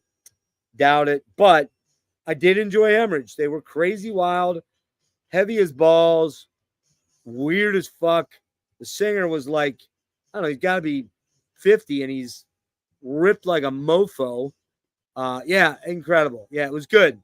It was good. I liked Hemorrhage. There you go. J-Dog approves of that, I'm sure. I bet he did. I did. I didn't see him in there. It was too full, but J-Dog's coming up. We're almost there. Shit, I thought I'd make this an hour long. Oh, well. We're going to go over a lot of this again on Jimmy's stream on the 15th, I think, but with Serge and Nick and John and Jimmy, and maybe Kim will pop by, and maybe some people that were there that, you know, I'll try to get some rock stars to drop in and tell us their you know, take on the whole fest. But that's going to be in about 2 weeks or so, a little over 2 weeks. All right. Rick was away, man. Rick was away. Rick Rick was in Florida visiting his mom. He only got back, I don't know, maybe Sunday, I think, or something. He was in here. Did he leave? Rick, are you still around? I don't know if he left or whatever. Um, okay, Sunday, May 26th, last day. We got home, by the way, and we jumped on Logan's stream, Jimmy and I. Jimmy was shit faced on Saturday night, where I was the one that was pretty shit faced on Friday night, and he was okay. Jimmy was hammered. We stopped and got, what did we get? We couldn't, Taco Town had closed by that time. So we grabbed junk, Funyuns, and I don't know, fucking Fritos and garbage and, you know, energy hydration drinks and crap like that. So there you go. Morgue Sweet Home might be my fave stuff. Sunday, trying to remember what time we got up. I don't think we got up till noon or so. I think I got up before Jimmy and kind of got moving, and my voice was kind of back. I felt a lot better because I hadn't drank. And then we ended up going over around the time Ripper was on. We went over pretty early because I really wanted to catch Daiva. So, he was mainlining Funnings that night, dude. He was fucking inhaling the Funyuns. It was hilarious. I'm like, dude, you gotta save a few of those for me? Like, I had virtually no Funyuns. Jimmy, if you're watching, fuck you on the Funyun bogarting, bro. You know what you did. You bogarted them and the Fritos, my dude. I know you bought them, but still, you know, your homie here went to bed hungry. All right.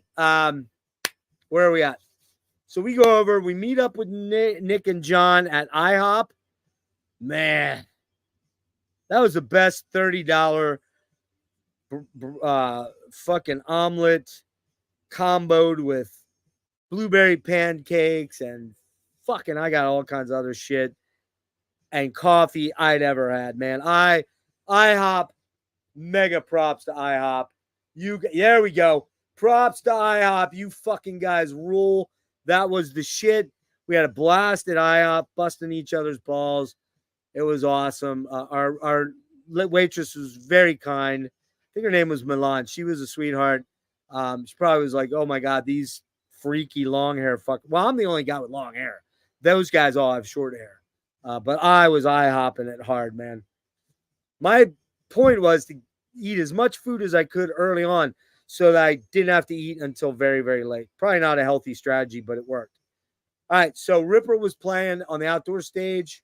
There was nobody. Nobody was playing at Soundstage in Rams Head, and then at Rams Head, Daiva was playing. Now, I saw Daiva about 5 weeks ago. They opened the Decibel Fest in Philly.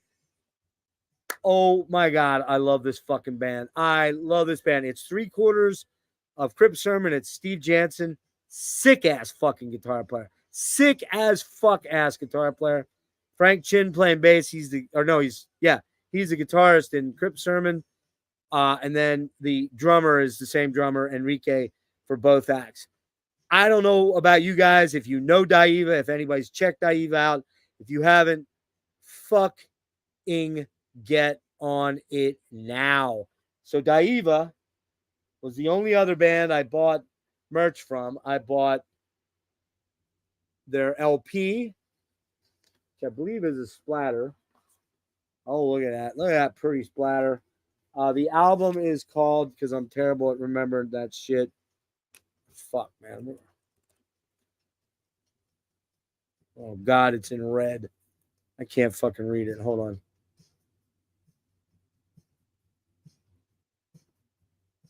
All right, the album is called Through Sheer Will and Black Magic. I got the CD and the LP. Man, I fucking love this band. I've been just jamming it nonstop the last 2 days. One of my favorite bands, absolutely, along with Crip Sermon, man. That Steve Jansen, what a fucking guitar player. And by the way, Crip Sermon, a bunch of the guys are coming on very, very soon, probably in the next week or two. I'm going down to see them in Philly on the 14th on the album release date. Oh, God, that shandy is good. One more plug. Oh shit, what did I do with it? There it is. One more plug for Lancaster Brewing Company, Blue Trail, Raspberry Lemon, Blueberry Shandy. Rules. All right. I think it's a 5 too. It's 5.0. Okay, so next up, I was gonna try to catch Artificial Brain. I kind of really wanted to check them out. Jimmy went over to check them. I did not go because my feet were by this time agonizing. Agonizing. In fact, Sunday morning before we left, Jimmy went over early and I met him over there a little bit later. Oh no, that was Saturday. Saturday, I actually bought insoles and cut them like thick insoles to help me get through. They didn't really work. They didn't work that well. My fucking feet were like pain personified. I can't even explain the pain I was in. And I do take a drug called Lyrica for my neuropathy. It's the only drug I really take other than the stomach stuff for reflux. And I don't like being on drugs. I don't like taking drugs other than smoking weed every now and again. But I have to take that stuff. I cannot fucking make it through a lot of stuff without it. So that's that. Anyway, Artificial Brain. Yeah, I don't know, man. I didn't go over. My feet were too bad. And I stayed there. I watched some of Spirit Possession. Jimmy came over. It just wasn't my thing. It was just a drummer and a guitar player. They made a huge sound. They made a huge, I think, kind of blackish death metal sound. The guy seemed like a really cool guy, the main dude, the singer and guitar player, but it didn't work for me for some reason, so I didn't stick around. Then Jimmy and I headed over to catch Primordial outside at the Marketplace stage. Man, where have I been on the Primordial train? Holy fuck. They're like My Dying Bride, Candlemass, a lot of mostly clean singing for the most part from Alan Averill. What a front man. Awesome. Fucking awesome, man. Primordial, one of the three bands that I just didn't know enough about before going in. And I was like really shocked. They were fucking amazing, man. Absolutely amazing. Inhume was offset with Primordial. I didn't check them out. All right. Next up, Cryptopsy was at the Power Plant. Sinmara was at Ram's Head. Blue Holocaust was at Soundstage, and Palau was at Rock Bar. Skipped. I'm thinking, did I skip every band from there? Yeah, I skipped every band that was at Soundstage and Angels Rock Bar. I'll name check them, but I just didn't go see them. All right. Sinmara.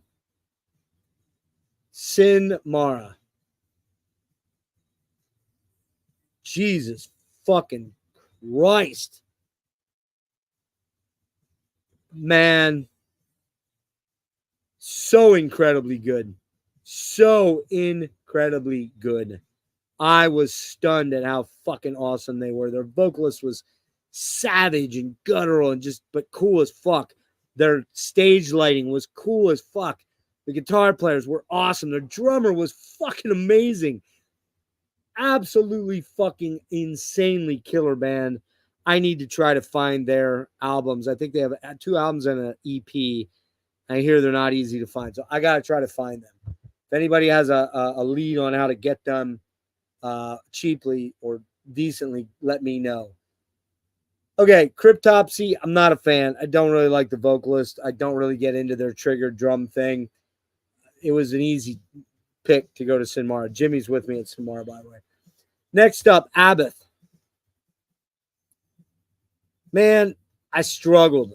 I really struggled. My feet were killing me. My back was bothering my everything. And I was drinking, trying to help with the pain, and it wasn't really helping. I decided to skip Abath. Now, part of me is kind of regretting it, but after I heard from a lot of people that he wasn't that great, his voice was fucked up, that he was kind of monkeying around, I don't feel as bad missing him. Besides which, I was staying close to the power plant because I was gonna be up front for Gorguts. I was gonna be right on the rail, and I pretty much was. It was funny. I had gone before that. I'd run over to I'd heard that John, I think, sent me a message saying Luke was selling merch, which he always does, talking to fans, taking pictures. So I walked over, and he was facing away from me, like looking away, and I was over on his side. And the line was long. There was probably at least 10, 12 people in it. And I already have all the shirts and all the merch, mostly. And I just wanted to say hi. And finally, he just never kept looking over at me. And I waited for about 5 minutes, 7 minutes, something like that. And finally, I was like, Luke. And he looks over. He's like, Jeff. And he walked over and gave me a high five. And I don't remember we hugged or whatever, but whatever. It was, it was super cool to see him. He was very happy to see me. It was awesome. So I'm going to catch you guys a little bit later. And I beelined it to the front, and I was right in the front for Gorguts. If you see my videos and my pictures, you'll see that I am right up pretty much on the rail. Gorguts. For me, as much as I loved Forbidden, as much as I loved Agalloch, as much as I loved Mayhem, Dismember, all those killer bands, Sodom. For me, Gorguts was the heaviest fucking band, bar none, that I saw.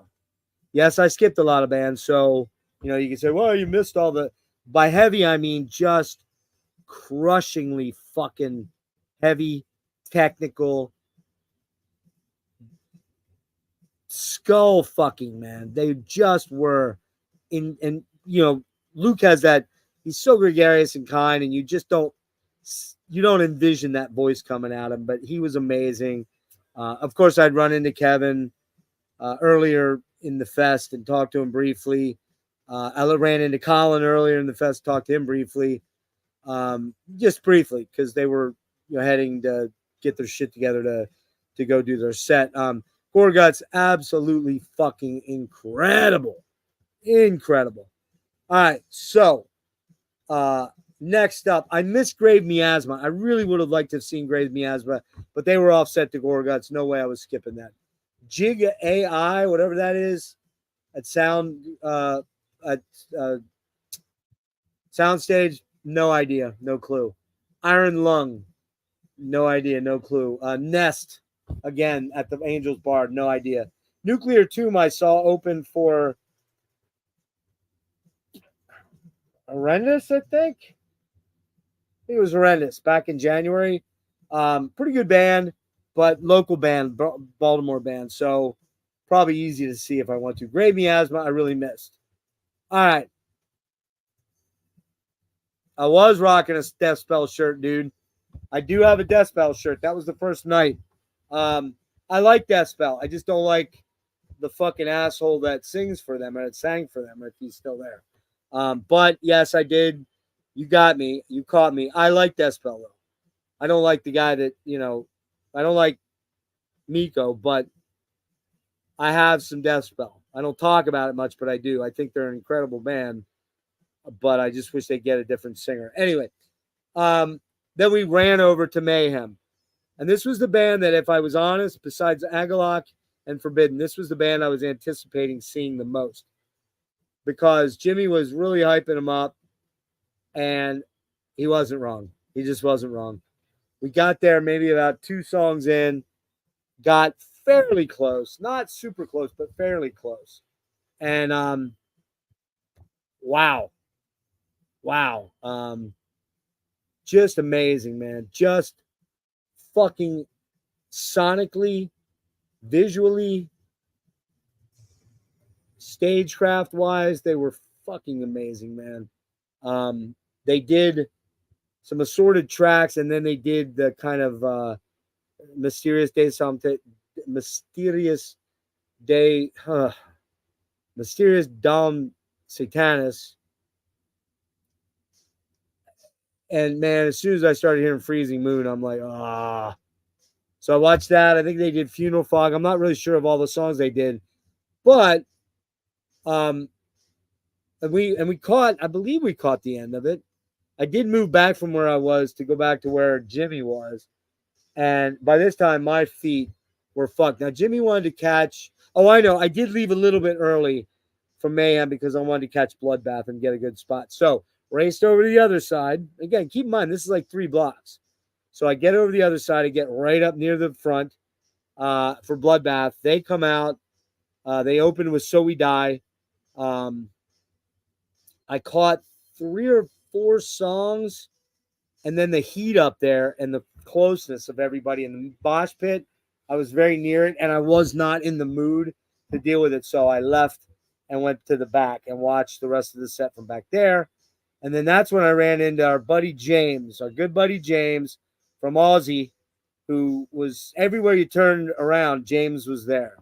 Awesome guy, fun guy, but exhausting. Love you, James. I do, but you were exhausting sometimes, energy wise, for an old man. Anyway, we went.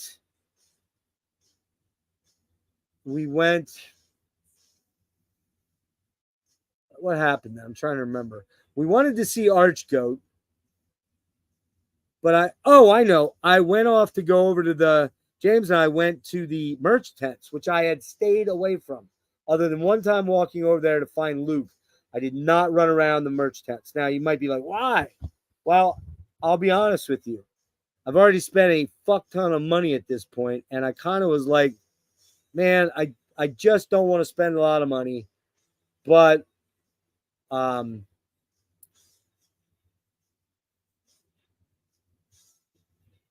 yeah, I just didn't want to spend money. But at that point, though, I had bought 3 other shirts. And I think they're all here. So the first shirt I'll show real fast is the shirt that John Holm brought me for his solo album, the bundle. Here's the front. He brought me an XL, though. I'm going to have to shrink it. There's the back. So that's the Holm solo shirt for the 3rd album, The Devil's Coil. Earlier, on Saturday night, I did finally hit the outer edge of the merch thing on the way out of the building or out of the area to check out this one guy's stand, and I relented, and man, I'm so happy I did. Sabotage, Hall of the Mountain King, my fellows, my number 1 traditional metal album, double-sided. Sabotage, yes, sir. And then this one, which I've wanted this shirt forever, because I actually don't have a shirt by this band. Anybody recognize that? Oh, look at that. Interdimensional Extinction. Yes, sir. Back print too. So those were the 2 biggies, and I got one more here, actually in the early afternoon before the band, I had seen them play. I decided I really wanted this shirt. Yes, Devin. Give me a bunch of shit about this, I'm sure. Mayhem 40th. Pure fucking chaos 40th anniversary. Killer shirt. Anyway, yes, I'm going to tell that story now, okay? So while I'm walking around over in the merch stuff, looking for stuff, I'm wearing a Rush Farewell to Kings. I went all retro. I had Rainbow other than the Death Spell. Well, no, I had Death Spell and Blue House Nord the 2nd night. 3rd night, I wore Fate's Warning, Awaken the Guardian. 4th night, I wore Fields of Nephilim. And the last night, I wore Rush Farewell to Kings. I'm walking along, and all of a sudden, I hear, hey! We'll get to that in a minute, Devin. Hold on. I hear, hey, Rush, yeah! And I turn around, walk in there. There's some guys like doing this, and I walk over and here it's J-Dog is interviewing the guys, Tobias, and I forget the other guy's name from Vomitory. And they're having a blast, right? And they see me and they kind of give me a hug and J-Dog goes, "You're fucking up my interview, dude. Fucking up my interview." I said, "Hey, they called me over. I didn't call them over." Started talking to Lindsay, his wife. L Cat, as she is known on J Dog's channel, and we got to talk and had a real serious, nice, long talk. She's a very lovely person. She's really nice. I was very pleasantly surprised. Lindsay, if you see this, awesome conversation. You were very nice. You're very cool. She was trying to explain some of J Dog's cartoonish character on the show, and I brought up the F word that he would use back in the day and how it really bothered me a lot and bothered other people in the community a lot. But he stopped using it, and she said he's not really like that in real life. I said, well, then why does he do that on camera? That, all just for the likes and the views and the bullshit. I mean, using words like that, a derogatory word. She's like, I know. I told him to stop, and he stopped. Blah blah blah. Anyways, again, want to reiterate, Lindsay Elcat, Justin's wife, super wonderful person. But that's a very good point. That's a very good point. You said it, I didn't. So I waited around till the vomitory guys were done. And I said, as they were walking away, I walked up Justin. I said, Justin, that's when I was live at this point. I said, we got to talk a few minutes, man. He's like, well, I got to take a piss. I'll be right back. So he took off. The vomitory guys and I started talking about Rush and Iron Maiden, and they were super fucking cool. Some weird stuff about homoerotic stuff, let's put it that way. I didn't bring that stuff up. Somebody else did. We laughed about it, but it was a little unusual. I won't get into it. You can watch the footage, I believe, on the live. So then J Dog, suddenly I realized he's behind their stand breaking stuff down, and we get done, and I go over and I'm like, what video is the J Dog channel? What video is it on J Dog? It's not on J Dog's channel. It's on my channel. It's the live, the 16-minute one that also has the other strange thing that happened, which I'm going to mildly touch on. Yeah, vomitory Rush debate. Awesome. So cool. Those guys were super cool. If I'd known it was them, and I might reach out to them actually now and get them on. But anyway, so Justin's back there, and I walk over to him. I'm like, Justin, let's talk, bro. And he's like, yeah, bro. Yeah, bro. So we ended up talking a little bit. I told him straight up. I said, you're doing well with your channel. There are some things you say, you don't say them anymore, that really used to agitate me. And I used to leave some pretty fucking aggro comments, and I invited you to come on my channel. That's when he goes, this is for IG Live or Instagram Live. I'm like, no, man, this is on YouTube Live. We are live right now. We're broadcasting this live. It's the meeting of J Dog and G Dog, I think is what I said, or Gas Mask. I can't remember. He seemed a little, what's the word? Well, Devin, you watched it. What's your impression of it? I think he was a little off. Now, I didn't attack him, and I was kind of nice and commending him on the success of the channel and stuff. But I brought those things up, and he said, what are those words? I'll make sure I start saying them again. And I said, I don't think so. I don't think you will. So then his wife came over. We talked about him going back to Cleveland and it raining and blah, blah, blah, blah, blah. And, it was kind of boring and uninteresting. The conversation with Lindsay was way, way deeper and way better. I won't get into some of the specifics that she shared there, but again, she was very kind and very cool and pretty awesome. The final denouement, as it is, was when I said, Lindsay walked up and I said, had a great conversation with your wife. He goes, yeah, I noticed. Like almost like he was letting me know he was watching me out of the corner of his eye. Well, there was never anything weird going on. I was so not in that mode of thinking at that show most of the time. I wasn't really thinking about women or girls and there was a lot of them there and a lot of them scantily clad, I will say. But yeah, that was not happening. Anyway, I said to Lindsay, we had a wonderful conversation. And really, I think it was something to the effect of, Devin, help me out. A really interesting conversation. I think I said something like, talking to Lindsay was great. Talking to you was not nearly as exciting, or something to that effect, or not You can paraphrase. I can't remember. You got to go watch the video. It's up there. It's staying up there. Go watch it. Anyways, that was kind of it. We had to get back because I wanted to catch, try to see some of Archgoat, and I wanted to catch Mortuary Drape, which was the final band of the night.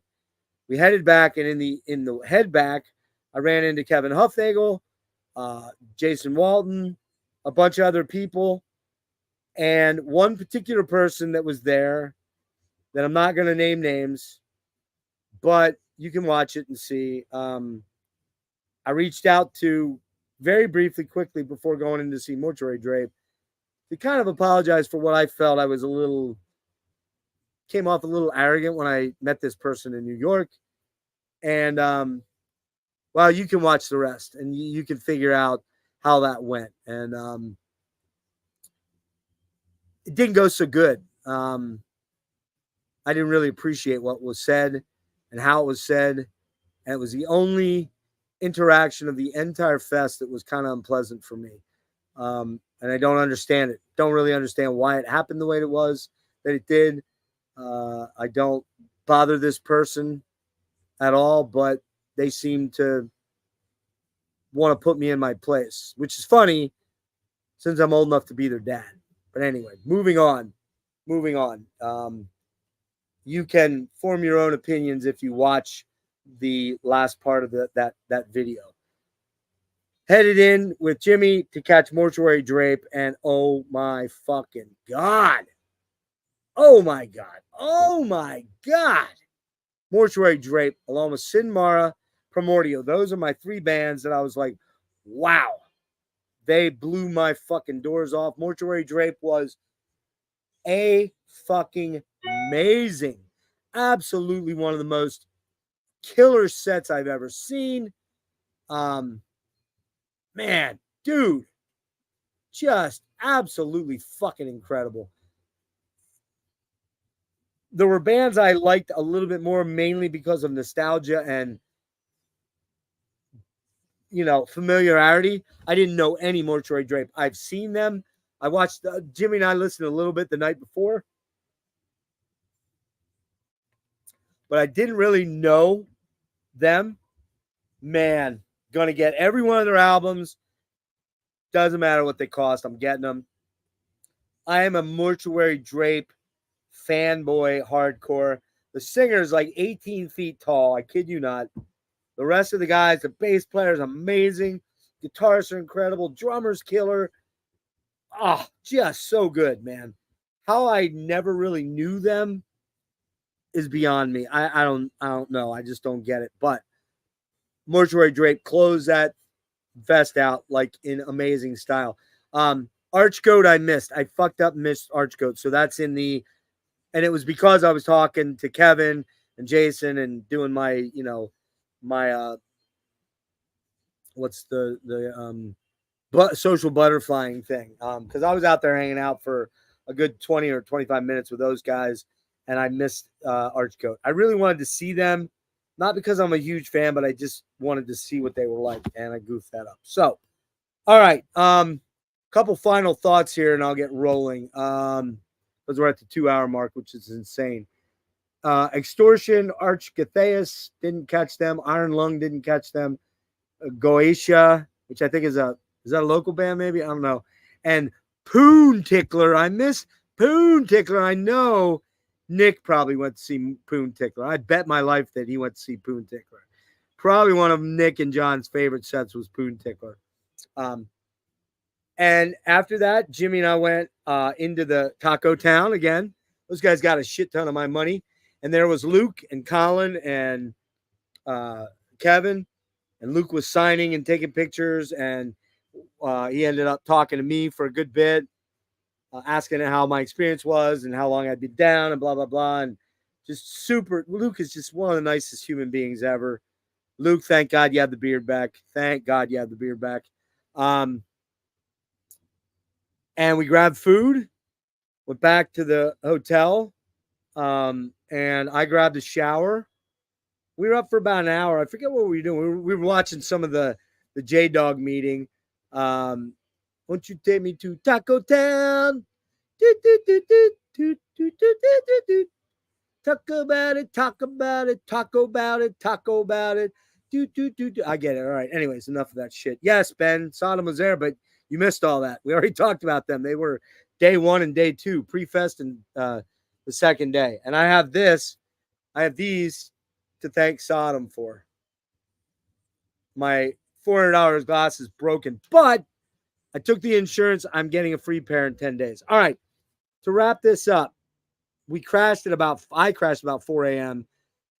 Jimmy had to be out of there at 9:30, but his flight was delayed an hour, so we got an extra hour, but I didn't really fall back to sleep. My feet, my back, my legs, everything were killing me at this point in time. I didn't get much sleep that night. We went to the hotel, we went and walked and got my car, crossing my fingers the whole way that it wasn't towed and it wasn't, no tickets. And then we ended up, sorry, Ben, I'm not going to go backwards. I got to wrap this up. Lots of Sodom talk. But anyway, we got in the car and we headed out to the BWI airport.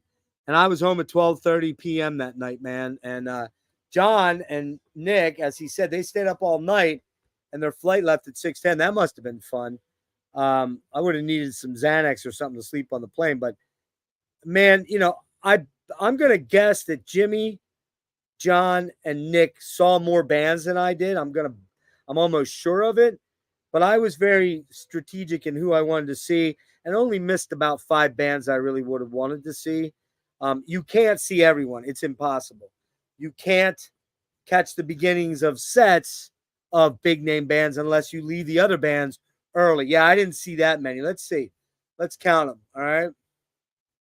1, 2, 3, 4, 5, 6, 7, 8, 9, 10, 11,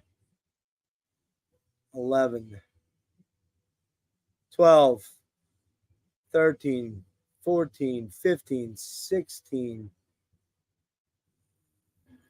Wow, 16, 17, 18, 19, 20, 21, 22, 22, 23, 24, 25, 26, 27, 28, 28, 29, 30, 31, 32, 32. You saw 10 more than I did. A lot of that was based on my health, the fact that I didn't come over early for some of the bands I just didn't think I'd enjoy that much. I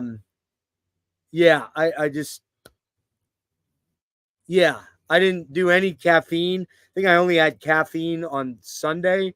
Might have had a cup. No, I had a cup on Saturday I had a cup Friday, Saturday, and Sunday, just 1 cup. I usually drink a couple cups of coffee. I didn't have that at all. I saw 32 bands, so behind Nick and Devin, but I was very strategic, and some of the bands I wouldn't have gone to see even if I felt better, to be honest with you.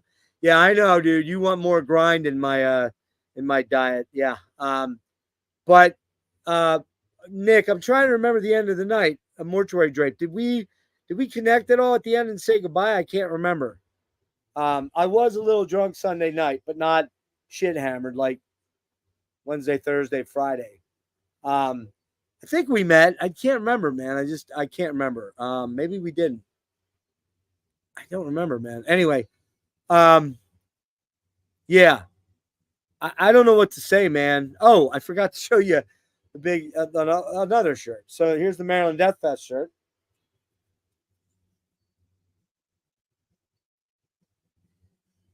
Yay, yay.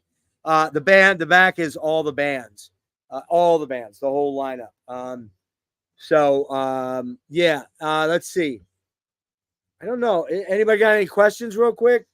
I think that's kind of a wrap. I mean, I got home at 12:30 p.m. on Monday. I had showered anyways the night before, so I was clean.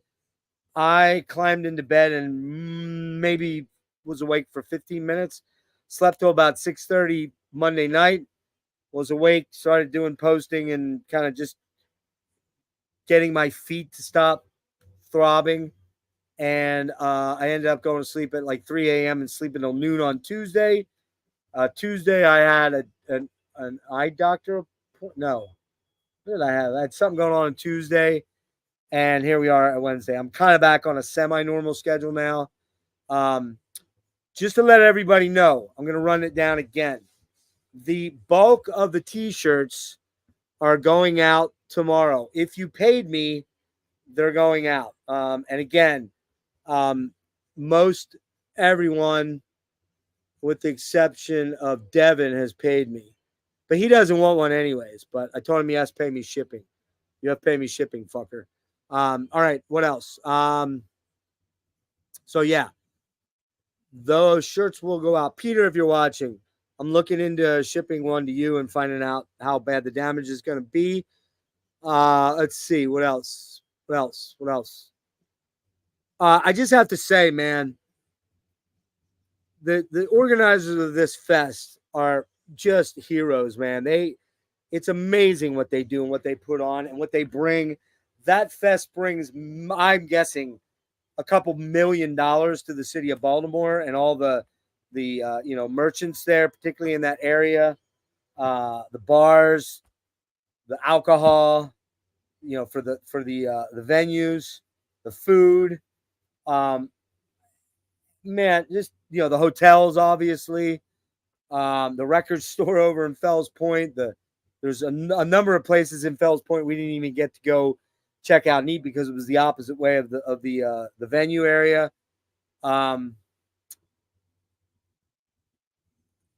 Man, I cannot tell you what a life affirming, awesome motherfucking experience it was.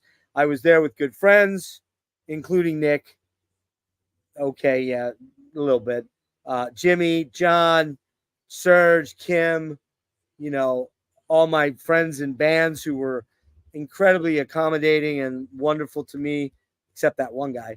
And just, man, what a fucking thing. What a thing. And to think that a little over a week ago, I truly didn't know if I was going to be alive long enough to do that, which it turns out I was, right?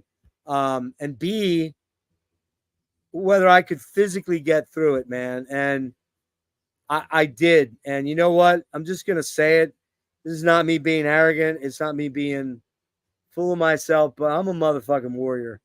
And the people that know me, like Nick, guys that have seen me the last 2 or 3 months, Rick, Jimmy, Serge, all my friends, they know this isn't fake what's going on with me. They know, they can see it. They can see the things that are happening with me that are difficult. For one, the heat absolutely destroys me. And I thank God we didn't have any scorching hot days.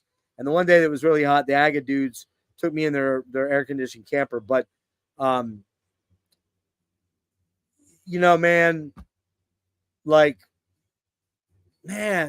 just fuck, man.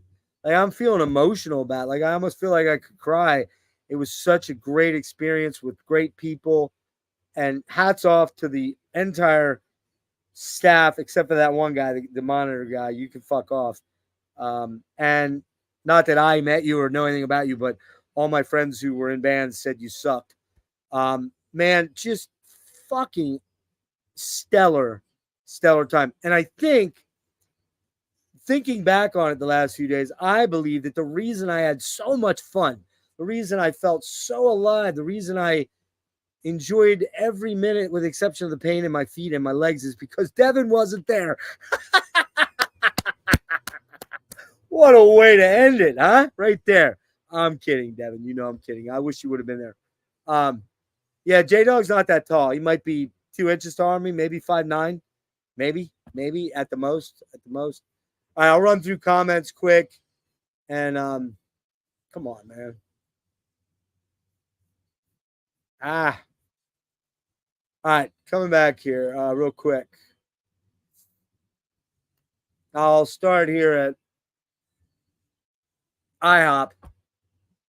Tyler was rocking those fuel diesel bits. Yeah, dude, when you were on the stream, you were fucking shit faced, dude.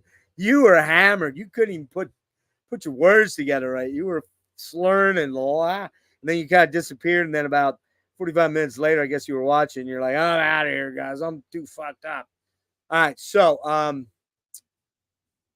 Jimmy was mainlining Funyuns. Yep. I forgot you guys jammed on that stream. I'm embarrassed. I don't know what you mean by that, Tyler. All right, so we were talking about hemorrhage. J-Dog creamed his pink panties. Probably. I didn't check them, man. Should have had Lindsay check them.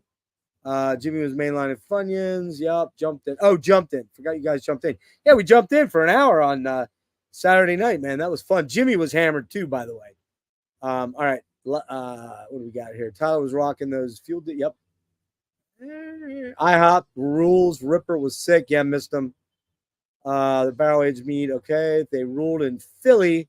I went with Necessary Death at the soundstage. Oh, who was it Philly that ruled? I don't remember who you're talking about. Daiva. Fucking rules. All right. Colt 45 works every time. Yeah. Pretty sick. Clearly in the maiden. Yep. Never mind. Big Will is the front man. Yeah, I don't really know that much about Artificial Brain. Nick enjoyed Spirit Possession. It's like White Streets for Battery. Yeah, it kind of is. But I don't know. I wasn't into it, man. I don't know why I wasn't into it. I've got, yeah, dude, they were fucking amazing live. I don't know, Nick, what'd you think of Primordial? Spirit of the Earth, A Flame, yeah. Nameless Dead. All right, I gotta check those out. Cryptopsy, awesome. I just can't get into that band. Yeah, I don't know. Abbott blows. I agree. Abbott was very solid. The in-between song, Croaking, got a bit weird. He did play Tyrants and One by One. Okay, well. Luke complimented me on my Noisy Neighbor shirt. Nice. You're surprised I like Mayhem? I am too. I'm as surprised as you, but I dug it a lot. Yeah, Miss Grave Miasma. And those guys, dudes were cool. They commented on my shirt and we were talking Russian. Then I suddenly realized the one dude was wearing the OG Crimson Glory. I'm like, bro, Brian, I got to get a Crimson Glory shirt. I bought one a couple weeks ago. It was a fucking decal. And I raged at the guy and he gave my money back and let me keep it. It's terrible. Biggest two surprises, Jeff liking Mayhem, and I believe I spot. Yep. Mm-hmm. With you, love the music. Miko's an asshole. Yep. Mayhem was pretty killer. Yep. Chimera. Okay, I'll check it out. I dipped out early for Bed Bath. Well, I don't know. Did they play that? I don't remember. Feedback was terrible. I didn't realize that. I was way up front. I didn't hear it when I went way back though. Chimera's up there. Okay. They did do Outnumbering the Day and Eaton though. Okay. Gotta say they did Mock the Cross too, I believe, didn't they? Yeah, we won't get into that. We did, but we won't. Likely couldn't name. He might not. He'd probably say Spirit of the Radio, although he's not really old enough for that. He might say Limelight or Tom Sawyer, or he'd go, I don't know, Limelight and fucking gay ass song, Tom Sawyer. I hate that fucking shit. That's probably what he would say. But maybe not. Maybe I'm putting words in his mouth, which is the only thing I'll put in his mouth. All right. Did J-Dog call me a canoe? No. Not to my face. She had to explain her husband being a cunt. Sort of. Yeah, I finally met him. No lie. It's up there. What video is J-Dog's is on J-Dog? No, dude, it's on my channel, the 16-minute one. Debate with Vomitory. Yeah, I know only I could do that with them. Yeah, no doubt. Deer in headlights. Kind of maybe. I don't know. He's just off a little bit. But, it wasn't a terrible thing, and I'm not going to shit on him. He didn't treat me bad. He didn't fucking threaten me, and I didn't likewise. We were mutual respect, I guess. But he doesn't know my channel, allegedly. Okay, maybe he doesn't. Maybe he'll check it out now. I don't know. He doesn't seem to really give a shit about stuff like that, so. All right, I watched also on my lunch break. He doesn't look very tall. He's not. But then nobody's as tall as you, Ben. You're a fucking giant. No, he didn't. Steroid dealer, no. Yeah. 100% agree, Nate. 100%. 100%. He called Roll the Bones best Rush album. I knew it. Who did? I don't know what you're talking about. Fuck you guys for seeing Mortuary Drape. Ha ha ha ha ha. No, fuck you. I saw him. You didn't. Italy, they're unusually weird. Yeah, it wasn't Sodom there. Yeah, we got that. Won't you take me to Dock Hotel? We stayed up all night. Yeah, the broken glasses is a twist turn into a memorable fest souvenir. Kinda. I got freebies, so whatever. 42 bands. I saw 32. Nick, that was my flight back 22. I didn't even bother trying to sleep. We stayed up that year too. Staying up all night, Jeff. No, I didn't do that. I didn't do that. Still got to commend you, Jeff, especially knowing your condition. Next time I feel lazy about seeing a band play only 30 minutes away. Yes. If I inspire you to do that, yes. I have a lot of time. I don't push it, but this proved to me I can push it. I go to Philly to meet up with Rick. I push it.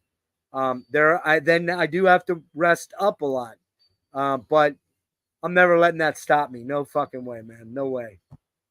Next mission, more grind. Kidneys will forgive you later after. Yeah. Okay, you couldn't find me. My last long and then that shirt. Yes. I love this shirt, man. Awesome. The bottom is XIX.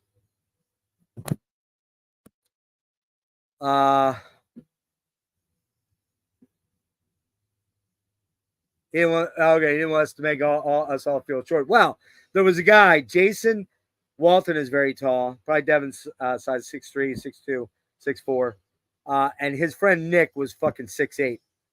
Huge. You can find him on the pictures where it's me, Jason, Jimmy, and Nick. Nick's like scrunching down because he's taller than everybody. He's way taller than even Jason, and Jason's very tall.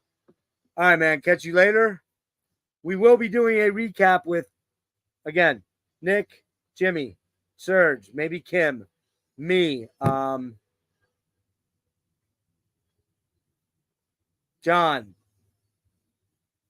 Maybe I'll get Nick Franco and Ryan Scow to join us. That would be fun.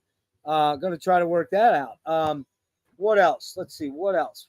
Oh, you're right, Devin. I didn't tell that story. So I saw Richard Metalfan. I don't know if anybody knows Richard Metalfan. He does a lot of interviews with some pretty big names. I don't know how he manages to get these people, but I saw him going out of soundstage maybe after Altars, early. I think it was after Altars. I'm like, Richard Metalfan! Like, yeah! And he just looked at me like I was insane. He's like, oh, and then he just realized I think in his head he was probably thinking, this fucking weirdo is super nuts. He jetted real quick. And then he saw me one or two other times, and I swear he tried to avoid me. I didn't touch him or threaten him or do anything weird. I just acted really weird, and I just went kind of like, oh man, it's fucking crazy. It was funny as hell. So I did not look for interviews down there like a lot of, like J-Dog and Richard. I just didn't. I had enough stuff I had to take care of with me and hanging with my friends. I just didn't want to do it down there. I just didn't. Now, you see Kevin on one, you see Jason on some.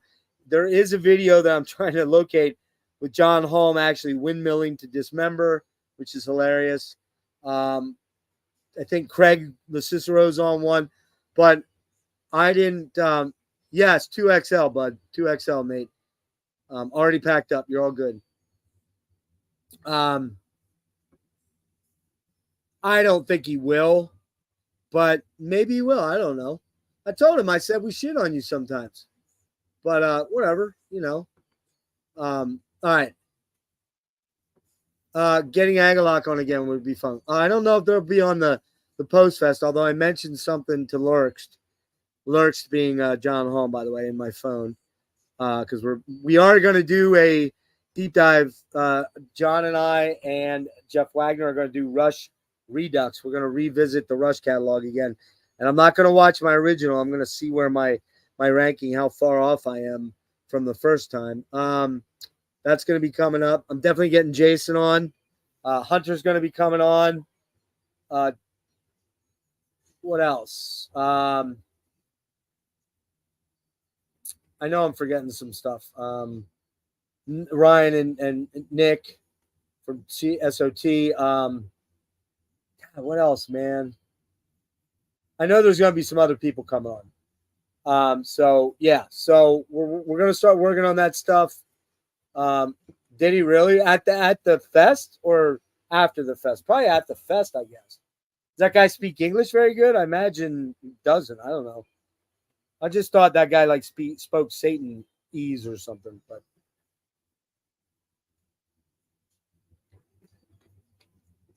anyway, trying to think what else I bought. Oh, Crip Sermon's second CD, The Fading Light of Day, I believe it's called, or the love that album. Love it.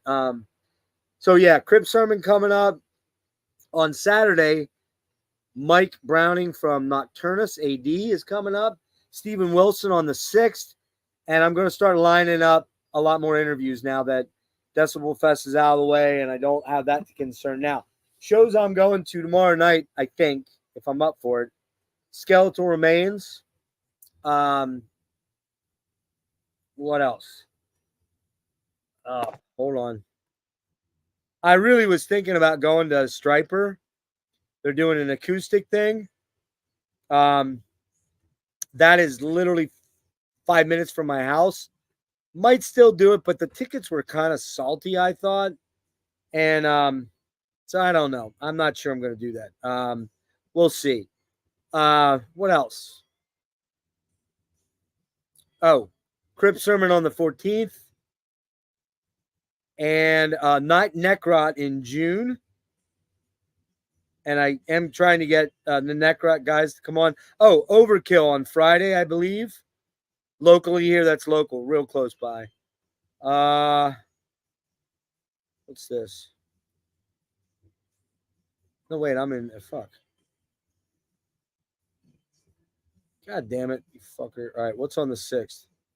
That's Steve Wilson. All right, I think that's it to announce right now. Oh, going to see Marissa Nadler on the 16th in Jersey. By the way, Rick, you should get in touch with me about that if you want to go with me and Serge. We're going to Jersey. Probably about a 2-hour ride for you, maybe most hour and a half. They're up playing near Rutgers in up Route 1. She is, rather, I should say.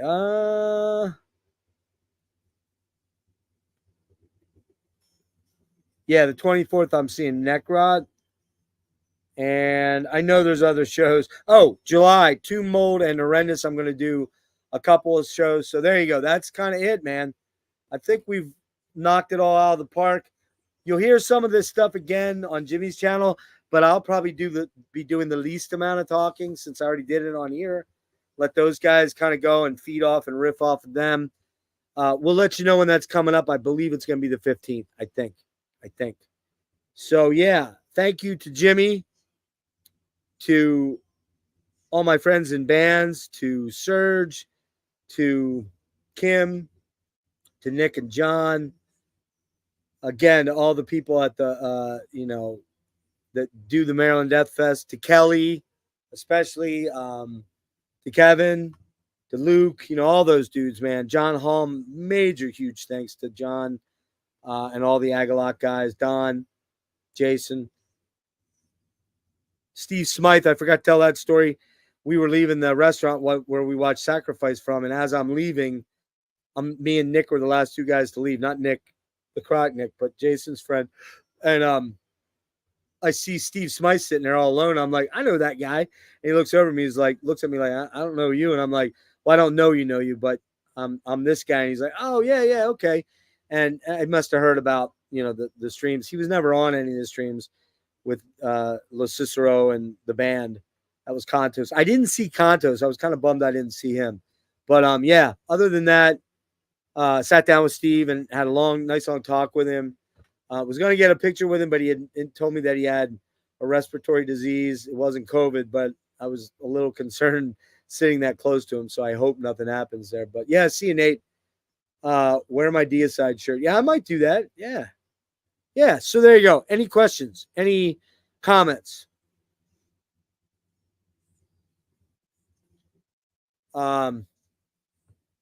Anybody got anything they want to hit me with real quick? Should I start a paid skis thing? Should I do that? Should I start a paid skis thing? Oh man, that might be copyright infringement or brand infringement there. But I'm not going to do that. By the way, not going to do that. Never. You never have to pay me for questions. Again, by the way, where the fuck are they? Shit, I don't know where. I don't have one handy. Gas mask and hand grenade shirts. If you didn't buy one, please do. Please support. Those people that are just watching this, check it out. I'm going to work on the big cartel link tomorrow to get it squared away so it does shipping and you can put your address in there and everything. Kind of jump started that a little too quick. But yeah, check out the video for the shirt. The people that have them, Rick's got one, Nick's got one, John's got one. Anybody else in here got one that jumped in? A bunch of people have one. So, check them out. I don't know if they're going to be something I'm going to continue with another batch or whatever. It depends on what happens, but I'd like to sell a few more of them. It's cool seeing, by the way, I got to get a shout out Jimmy and Serge both for wearing Gas Mask t-shirt at the fest, which was fucking awesome. And like I said, I handed a bunch out on Thursday and Friday and Wednesday, but I totally forgot to take them with me on Saturday and Sunday. So Craig's getting one in the mail. Kevin Huffnagel's getting one in the mail. And, there we go. All done. How was it, everybody? Did you enjoy this? Tell me in the comments. Did you enjoy this recap of Maryland Deathfest 2024? I thought it fucking was awesome. So there you go. Yeah, Tyler, dude. Yeah, you got one coming. Yes, yours is packed up and ready to go. And yeah, just, man, do it. Go to this fest. If you remotely think you can handle it financially, and I'm not going to lie to you, it cost me, I'm going to wager it was probably close to $1,000 that I blew, maybe $1,100 between travel, gas, beers, food, merch, everything with the exception of the hotel, which Jimmy paid for, which I got to pay him for. So that's another, probably about $1,250, $1,300.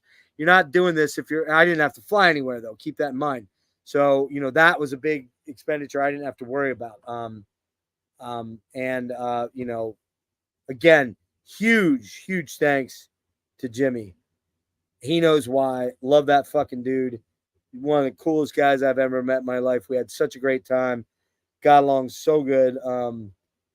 And just, he was always concerned about me. And, that was just a super fucking thing. And, I met so many kind, really good people at this thing. And I just want to say thank you to all of them, man. And it was just amazing. Greg Chandler, I got to mention him again. Just the kindest fucking guy, man. Oh, man. I just, metal people, man. Generally speaking, no fights, not even any fucking bullshit. I didn't see any bullshit with anybody. Everybody was cool to one another, and that is awesome. So I think that's it. Jimmy can tell the story about the guy dropping in the tent, where the big tent where the main stage bands for Marketplace were playing. I wasn't there, so I don't know what happened. He wasn't sure what happened with him either, whether he had a heart attack or, diabetic coma or diabetic fit or whatever. I don't know. But that was the only scary moment. Thank goodness we didn't have something happen like happened in 22 where somebody took their own life. Thank God that didn't happen. Yeah, man, that was it. So thank you guys.